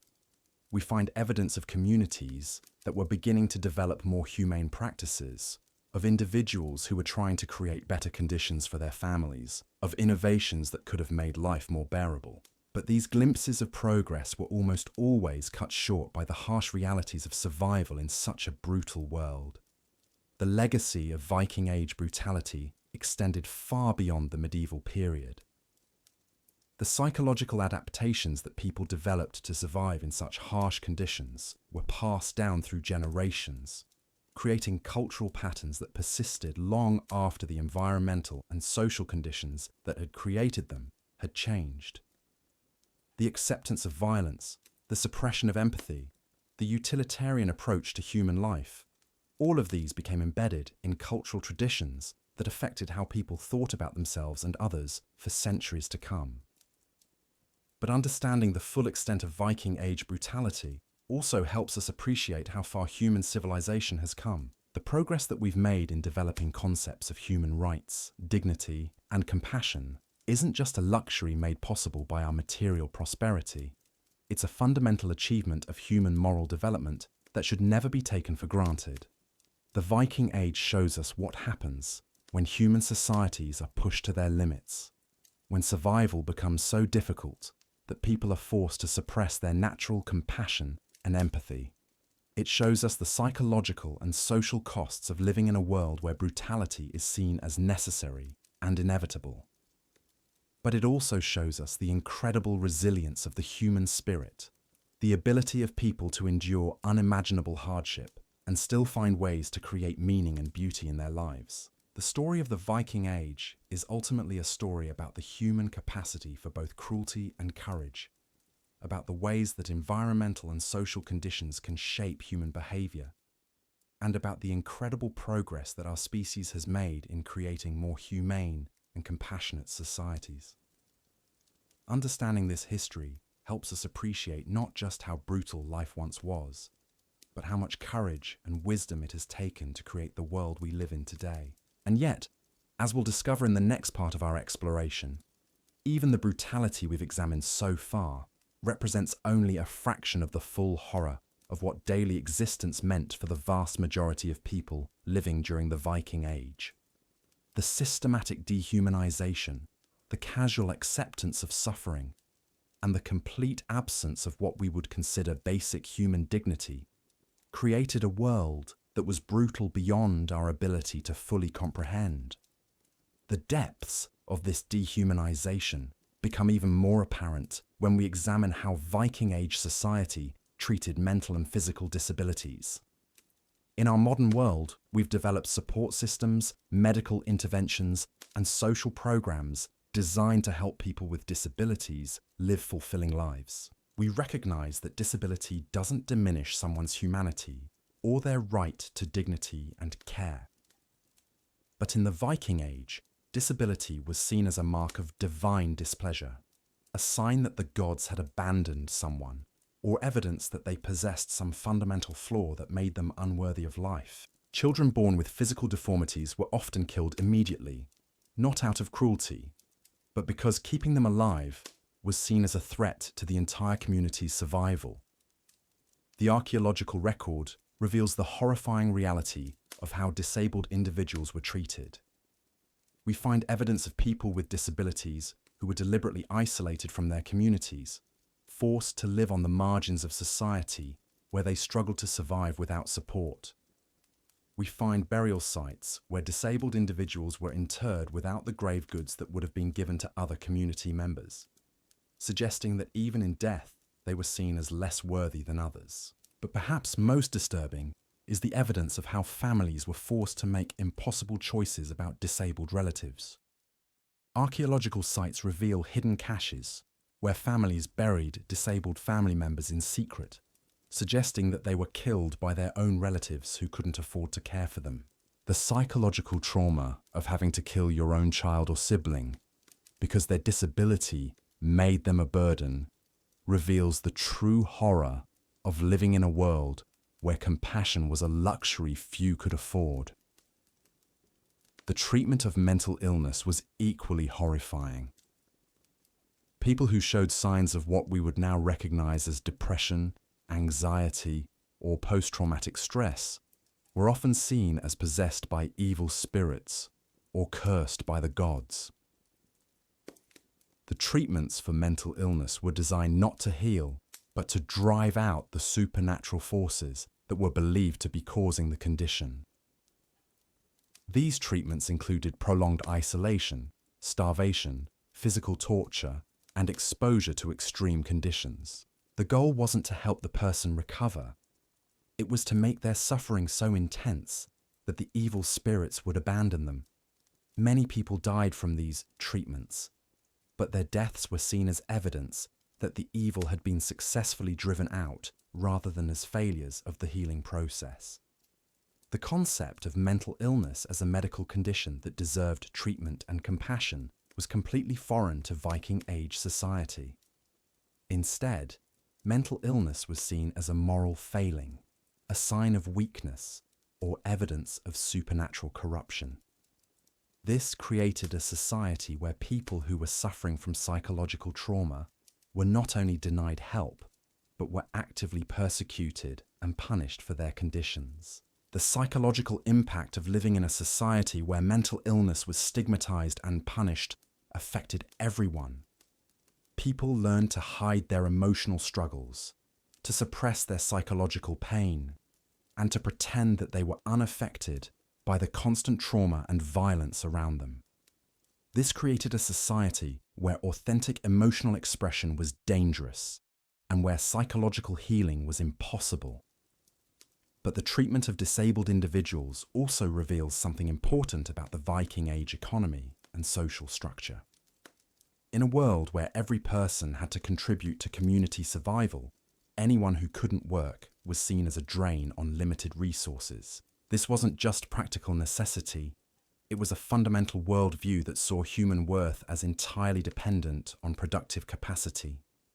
This utilitarian approach to human life created a society where people were constantly proving their worth through their ability to contribute. The fear of becoming disabled, of becoming a burden, of being seen as unproductive haunted everyone.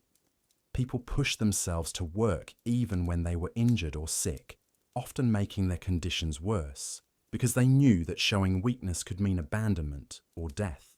The religious system that governed Viking society reinforced these attitudes by teaching that disability was punishment for wrongdoing, either by the individual or by their ancestors.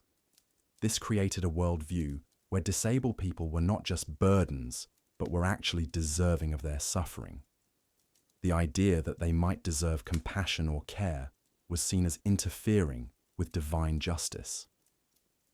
But let's examine another aspect of Viking Age brutality that reveals the true horror of daily existence, the reality of food scarcity and the desperate measures people took to survive periods of famine. We've touched on this briefly, but the full extent of what starvation meant in Viking society is almost impossible to comprehend from our modern perspective. Archaeological evidence reveals that periods of severe food shortage were not rare occurrences, but regular features of Viking Age life. Climate data shows that crop failures happened frequently, sometimes for several years in a row. During these periods, communities had to make decisions about who would eat and who would starve that reveal the true brutality of their world. The evidence from these famine periods is deeply disturbing. We find human remains that show signs of cannibalism, suggesting that people were driven to eat their own dead rather than starve. We find evidence of infanticide during famine years, where families killed their youngest children to preserve food for older, more productive family members.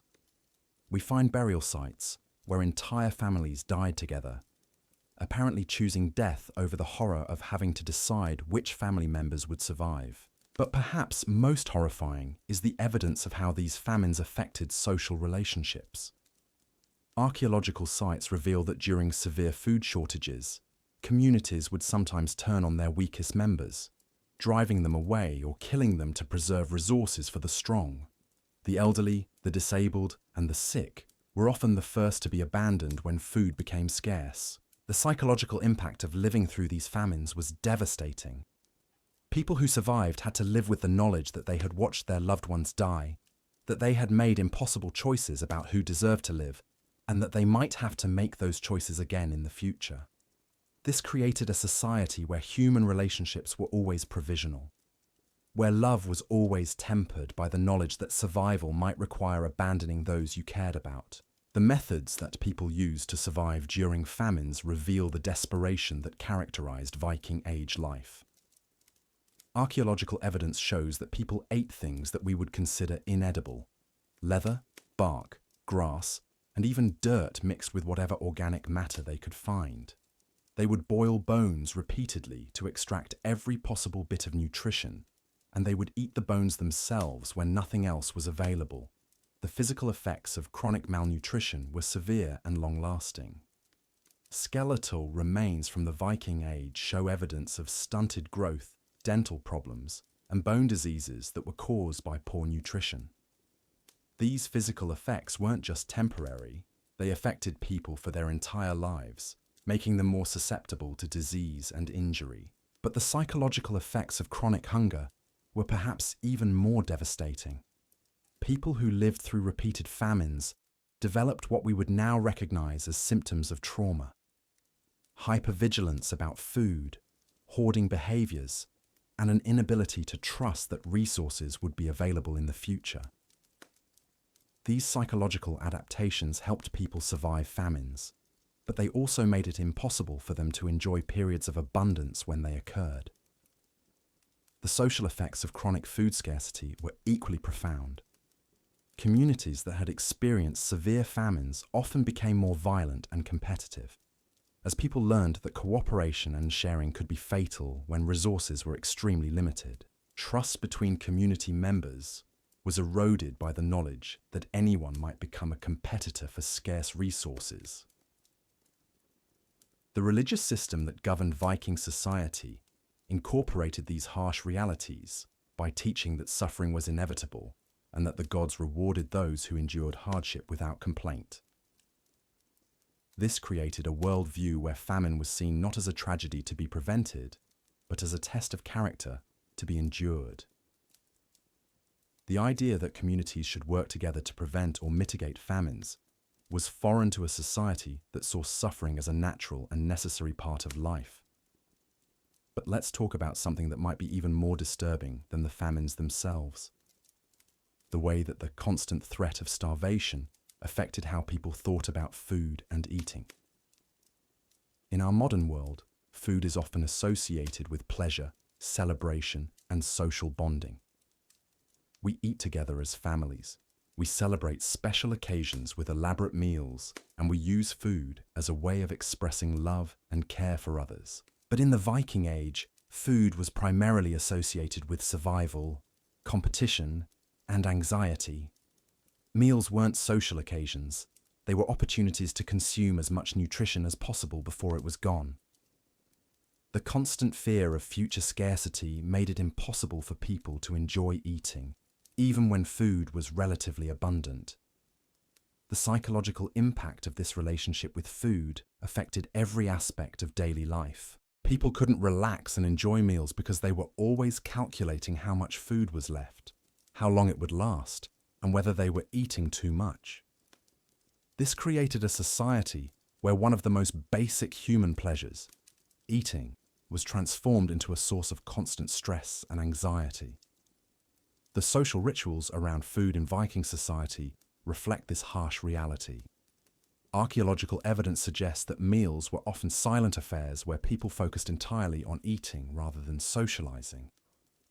The communal feasting that we see described in some sagas was probably reserved for special occasions when food was unusually abundant, and even then, it was probably tinged with the knowledge that such abundance was temporary. The way that food was distributed within families and communities reveals the brutal hierarchies that governed Viking society. Archaeological evidence shows that the best food was reserved for the most productive members of the community, while children, the elderly, and the disabled received whatever was left over. This wasn't just practical necessity, it was a social system that reinforced the idea that some people were more valuable than others. The psychological impact of this food hierarchy on children was particularly devastating. They learned from an early age that their access to food depended on their perceived value to the community. This created incredible pressure on children to prove their worth, to demonstrate that they deserved to eat, and to accept that their survival was always conditional on their ability to contribute. But the food scarcity also affected how people thought about the future and their ability to plan for it. In our modern world, we can generally assume that food will be available when we need it, which allows us to make long-term plans and invest in future goals. But in the Viking Age, the constant threat of famine made long-term planning almost impossible. This inability to plan for the future had profound effects on every aspect of Viking society. People couldn't invest in improvements to their farms or communities because they never knew if they would survive the next winter. They couldn't develop specialized skills or crafts because they might need to focus all their energy on basic survival. They couldn't build institutions or create systems that would benefit future generations because they were never sure that future generations would exist. The archaeological record reveals the tragic consequences of this inability to plan for the future. We find evidence of communities that were beginning to develop more sophisticated agricultural techniques or craft specializations, but these developments were almost always cut short by famines, raids, or other disasters. The progress that might have made life more bearable was constantly interrupted by the harsh realities of survival. This pattern of interrupted development created a society that was trapped in a cycle of surviving from crisis to crisis, never able to build the kind of stability and prosperity that would have made life more humane. The psychological impact of living in such an uncertain world was that people learned to focus entirely on immediate survival rather than long-term flourishing. But perhaps most tragic of all was how the constant threat of starvation affected human relationships and the ability to form deep, emotional connections. In our modern world, sharing food is one of the most basic ways that we show love and care for others. We cook for our families. We bring food to friends who are sick. We celebrate special occasions with elaborate meals. But in the Viking Age, sharing food was often a dangerous act that could threaten your own survival. The natural human impulse to care for others through food was constantly at war with the practical necessity of preserving resources for yourself and your most essential family members. This created a society where one of the most basic expressions of human love was transformed into a potential threat to survival. The psychological impact of this transformation was profound. People learned to suppress their natural generosity, to harden their hearts against the suffering of others, and to see sharing as a weakness that could be fatal. This created a society where human relationships were always tinged with calculation, where love was always tempered by the knowledge that caring too much could be dangerous. The archaeological evidence reveals how this affected family relationships in particular. We find evidence of families where food was carefully rationed even between parents and children, where meals were eaten in silence to avoid conflict over portions, and where family members were forced to compete with each other for survival. The natural bonds between family members were strained by the constant pressure of scarcity and the knowledge that difficult choices might have to be made.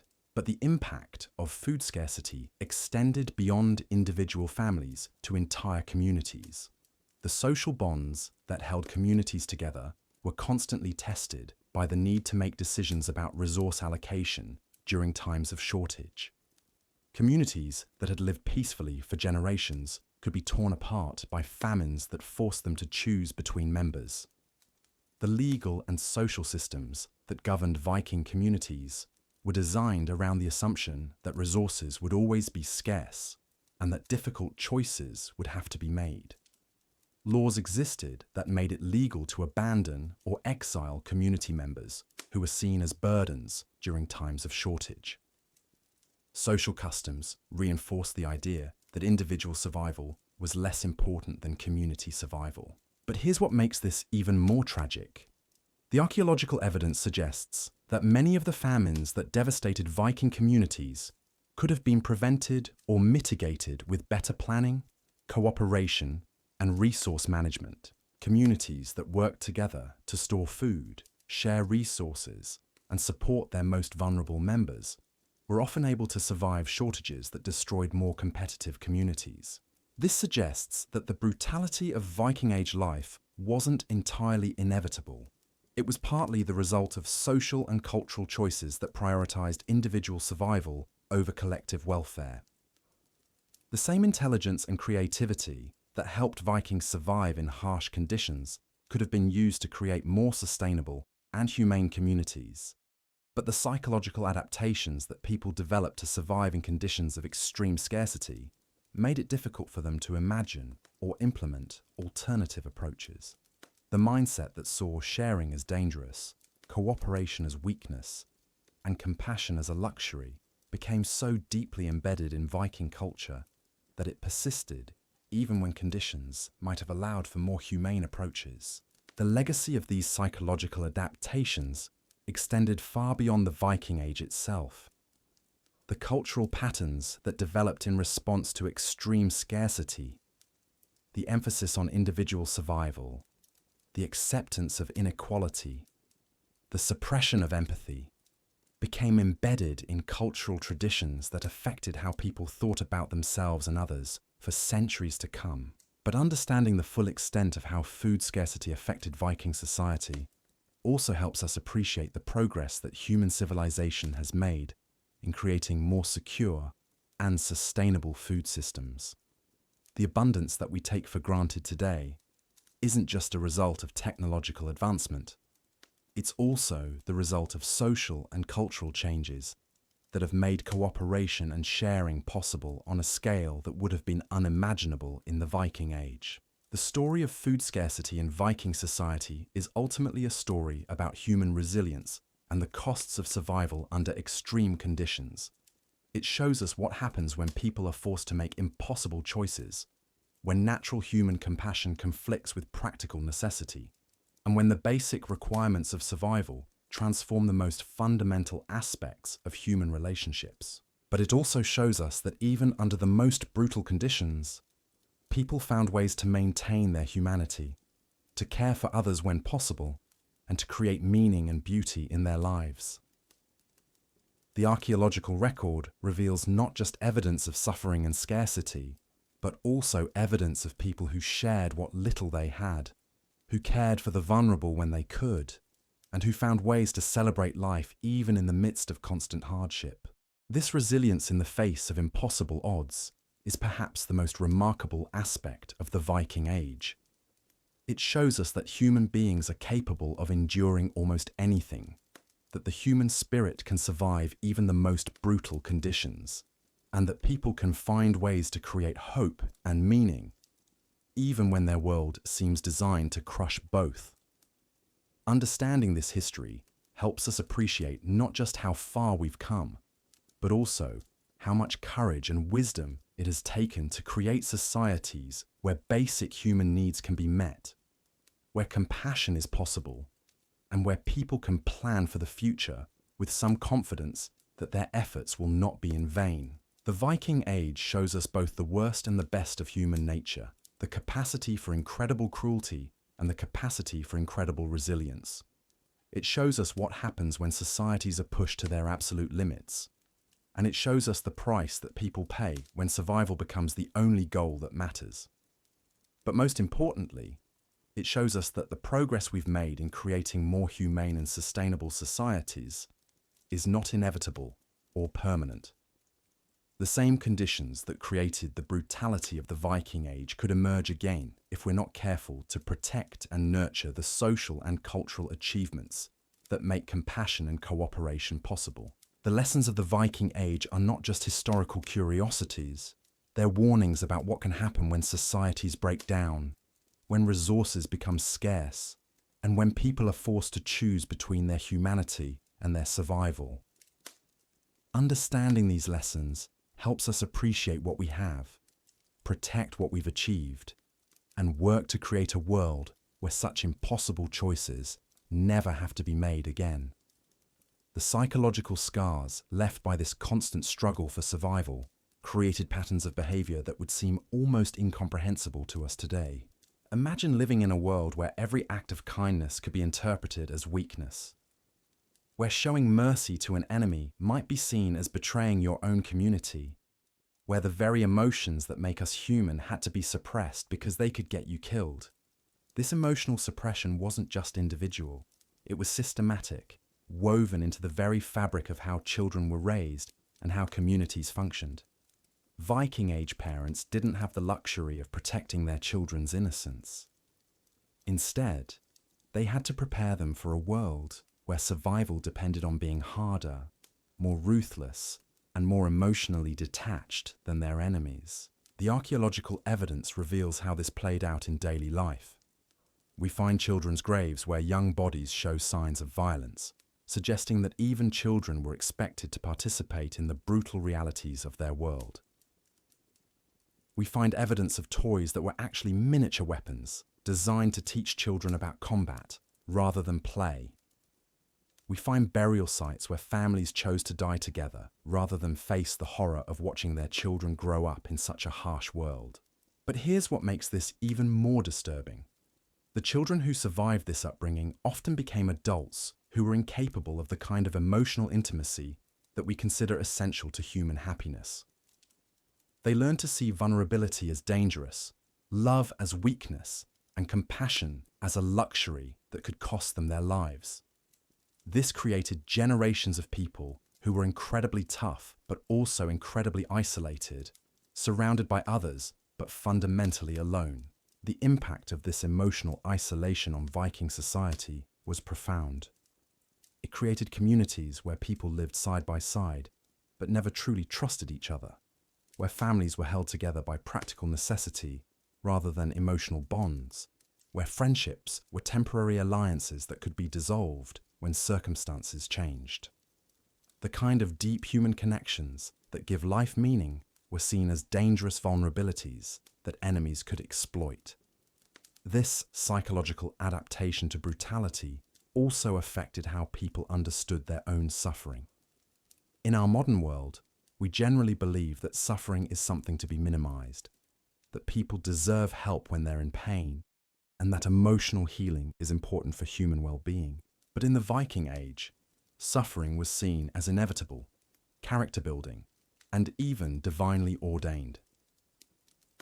The religious system reinforced this acceptance of suffering by teaching that pain was either punishment for wrongdoing or a test of worthiness.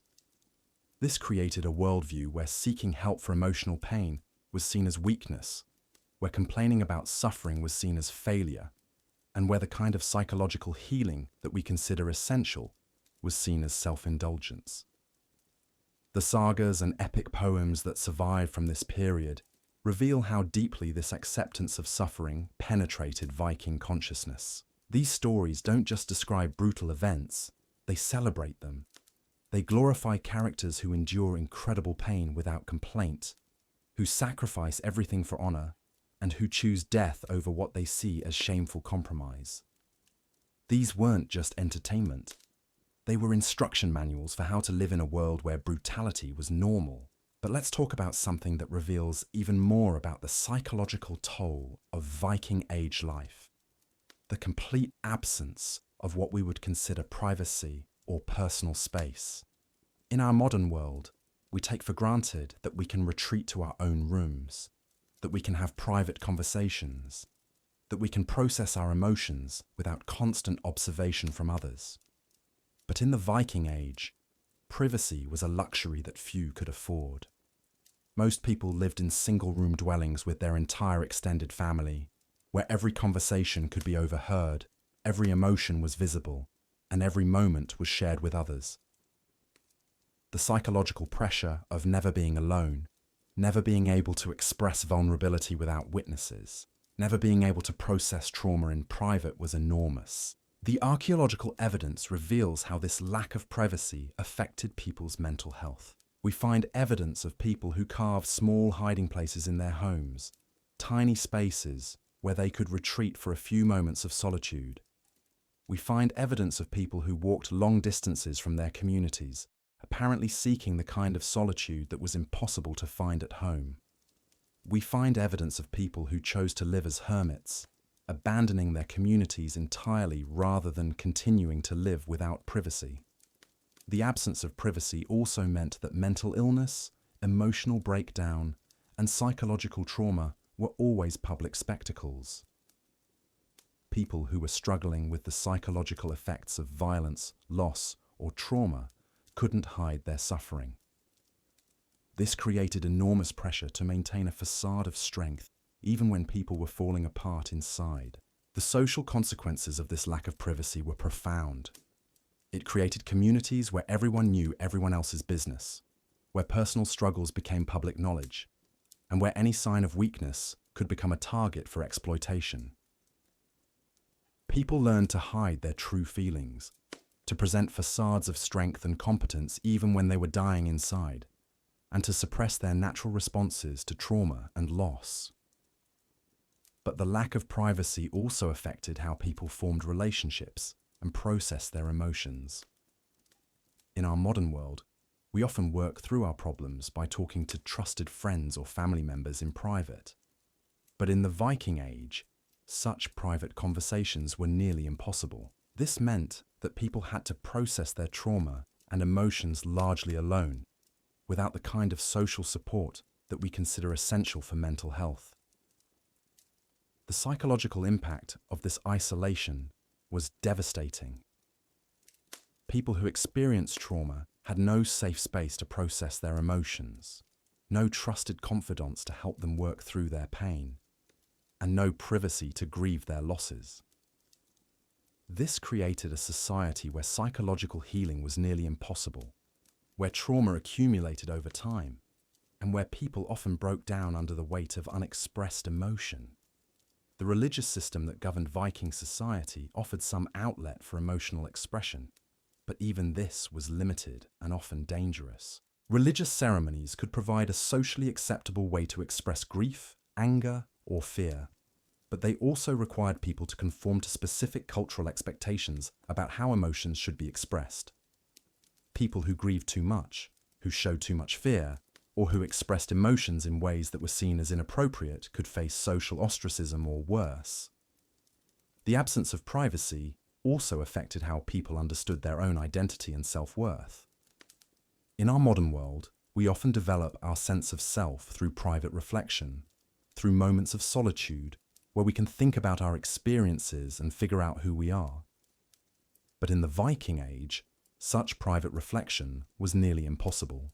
People's identities were largely determined by their public roles, their social status, and their ability to conform to community expectations.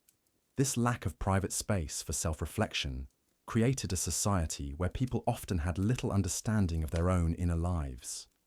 They knew their public roles, their social obligations, and their community expectations, but they had little opportunity to explore their own thoughts, feelings, and desires. This created a form of psychological impoverishment that affected every aspect of their lives. The impact of this lack of privacy extended to every aspect of human relationships. Romantic relationships were conducted under constant observation, making genuine intimacy difficult. Parent-child relationships were shaped by the knowledge that every interaction was public, making it difficult for parents to show vulnerability or for children to express their true feelings. Friendships were limited by the knowledge that every conversation could be overheard and used against you. But perhaps most tragically, the absence of privacy meant that people had no safe space to dream, to imagine alternatives, or to envision better possibilities for their lives.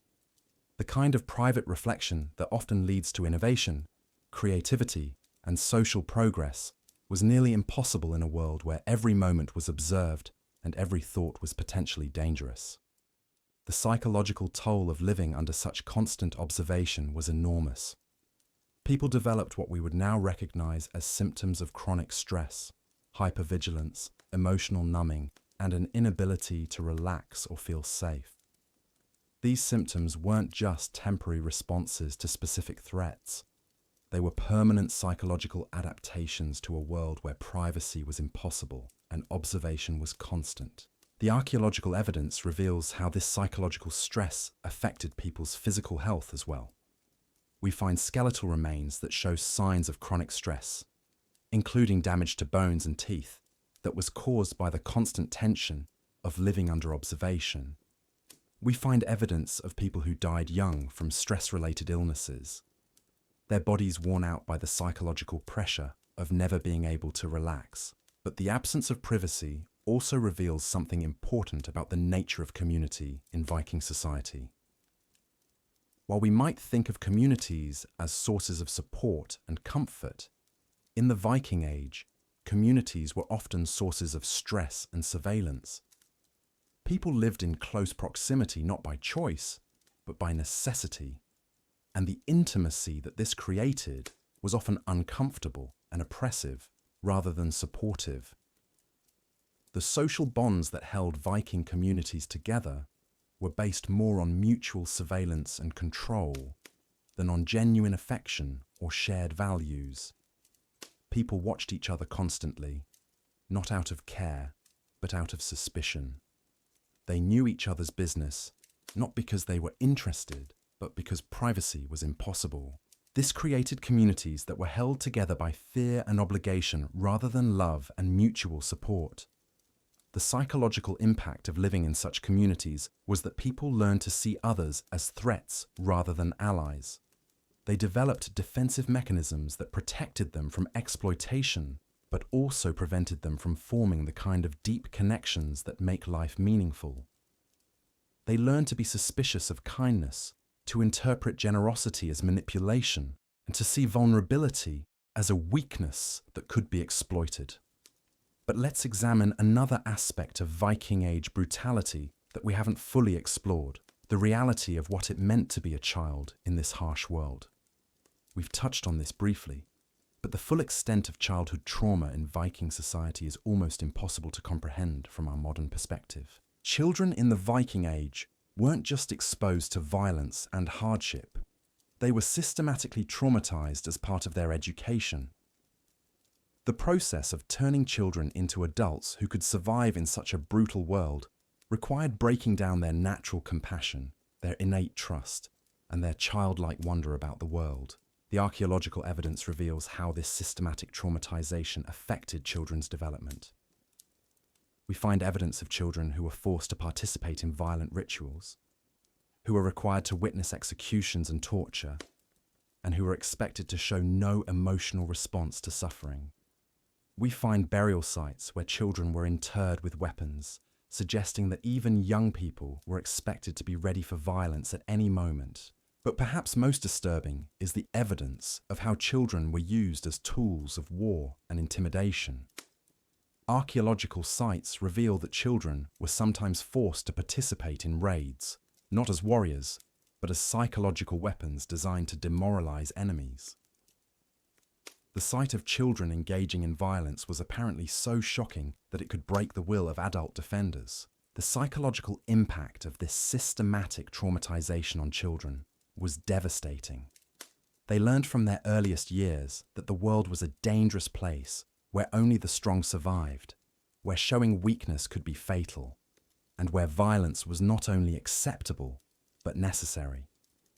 This created adults who were incredibly resilient, but also incredibly damaged, capable of enduring almost anything, but incapable of experiencing the kind of joy and wonder that makes life worth living. The educational system, if it can be called that, was designed to create survivors rather than whole human beings. Children learned practical skills like fighting, hunting, and basic crafts, but they also learned psychological skills that we would consider deeply unhealthy: how to suppress empathy, how to inflict pain without guilt, how to make brutal decisions without hesitation. The absence of what we would consider childhood play is particularly revealing.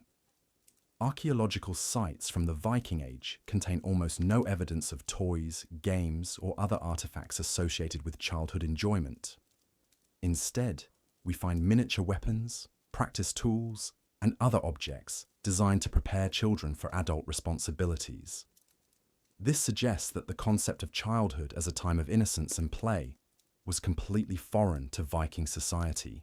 The psychological development of children in this environment was fundamentally different from what we consider normal today.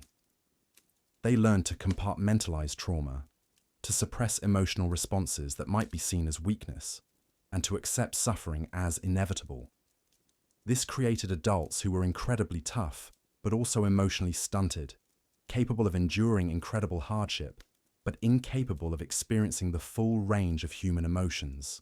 The impact of this childhood trauma on adult relationships was profound. People who had been systematically traumatized as children often had difficulty forming intimate relationships, trusting others, or expressing vulnerability. They had learned that emotional openness was dangerous, that caring too much could be fatal, and that the safest approach to life was to maintain emotional distance from everyone around them. But the systematic traumatization of children also reveals something important about how Viking society understood human nature. They believed that children were naturally weak and needed to be hardened through exposure to brutality. The idea that children might naturally develop into compassionate, empathetic adults was seen as naive and dangerous.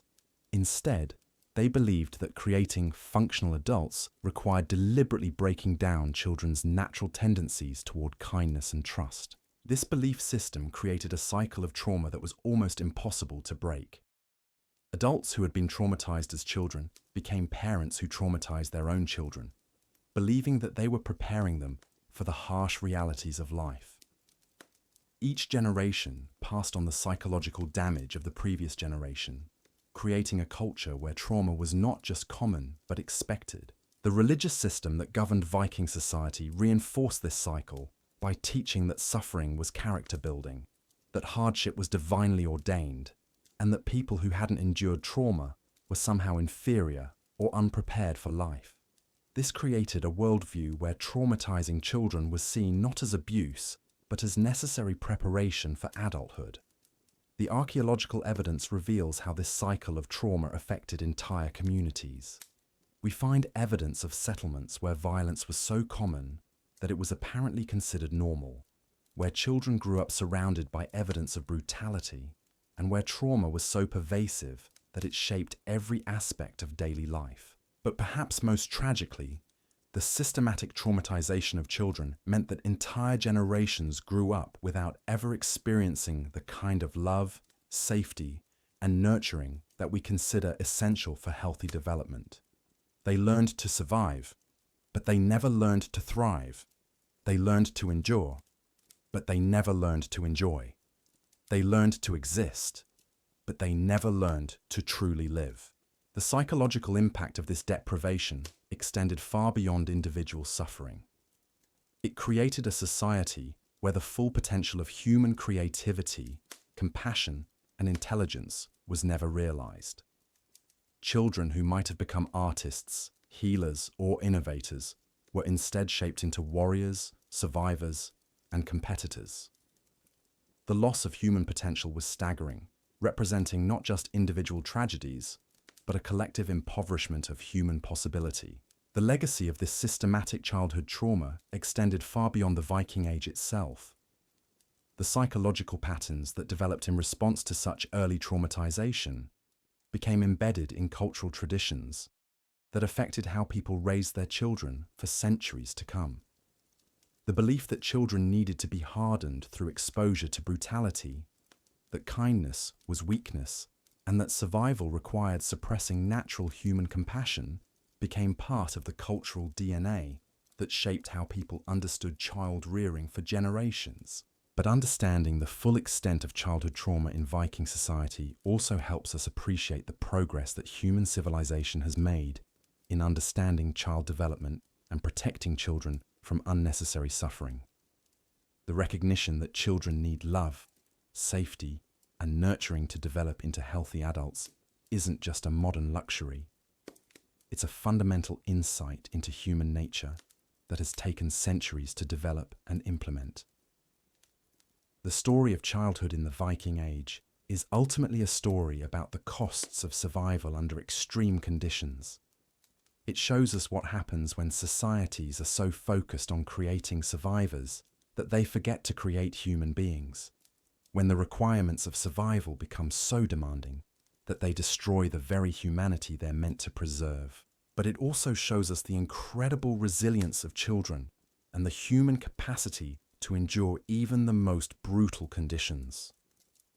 The archaeological evidence reveals not just trauma and suffering, but also evidence of children who found ways to maintain their humanity despite everything, who created small moments of joy and wonder even in the midst of constant hardship, and who grew into adults who were capable of love and compassion despite their traumatic upbringings. This resilience in the face of systematic trauma is perhaps the most remarkable aspect of human nature revealed by the Viking Age. It shows us that even under the most brutal conditions, even when societies seem designed to crush human spirit, people find ways to maintain their essential humanity. This gives us hope that no matter how dark the world becomes, no matter how brutal the conditions, the human capacity for love, creativity, and compassion will always find a way to survive. The lessons of childhood trauma in the Viking Age are not just historical curiosities. They're reminders of what can happen when societies lose sight of the importance of protecting and nurturing their most vulnerable members. Understanding these lessons helps us appreciate the progress we've made, protect the achievements we've accomplished, and work to create a world where no child has to endure such systematic brutalization in the name of preparation for life.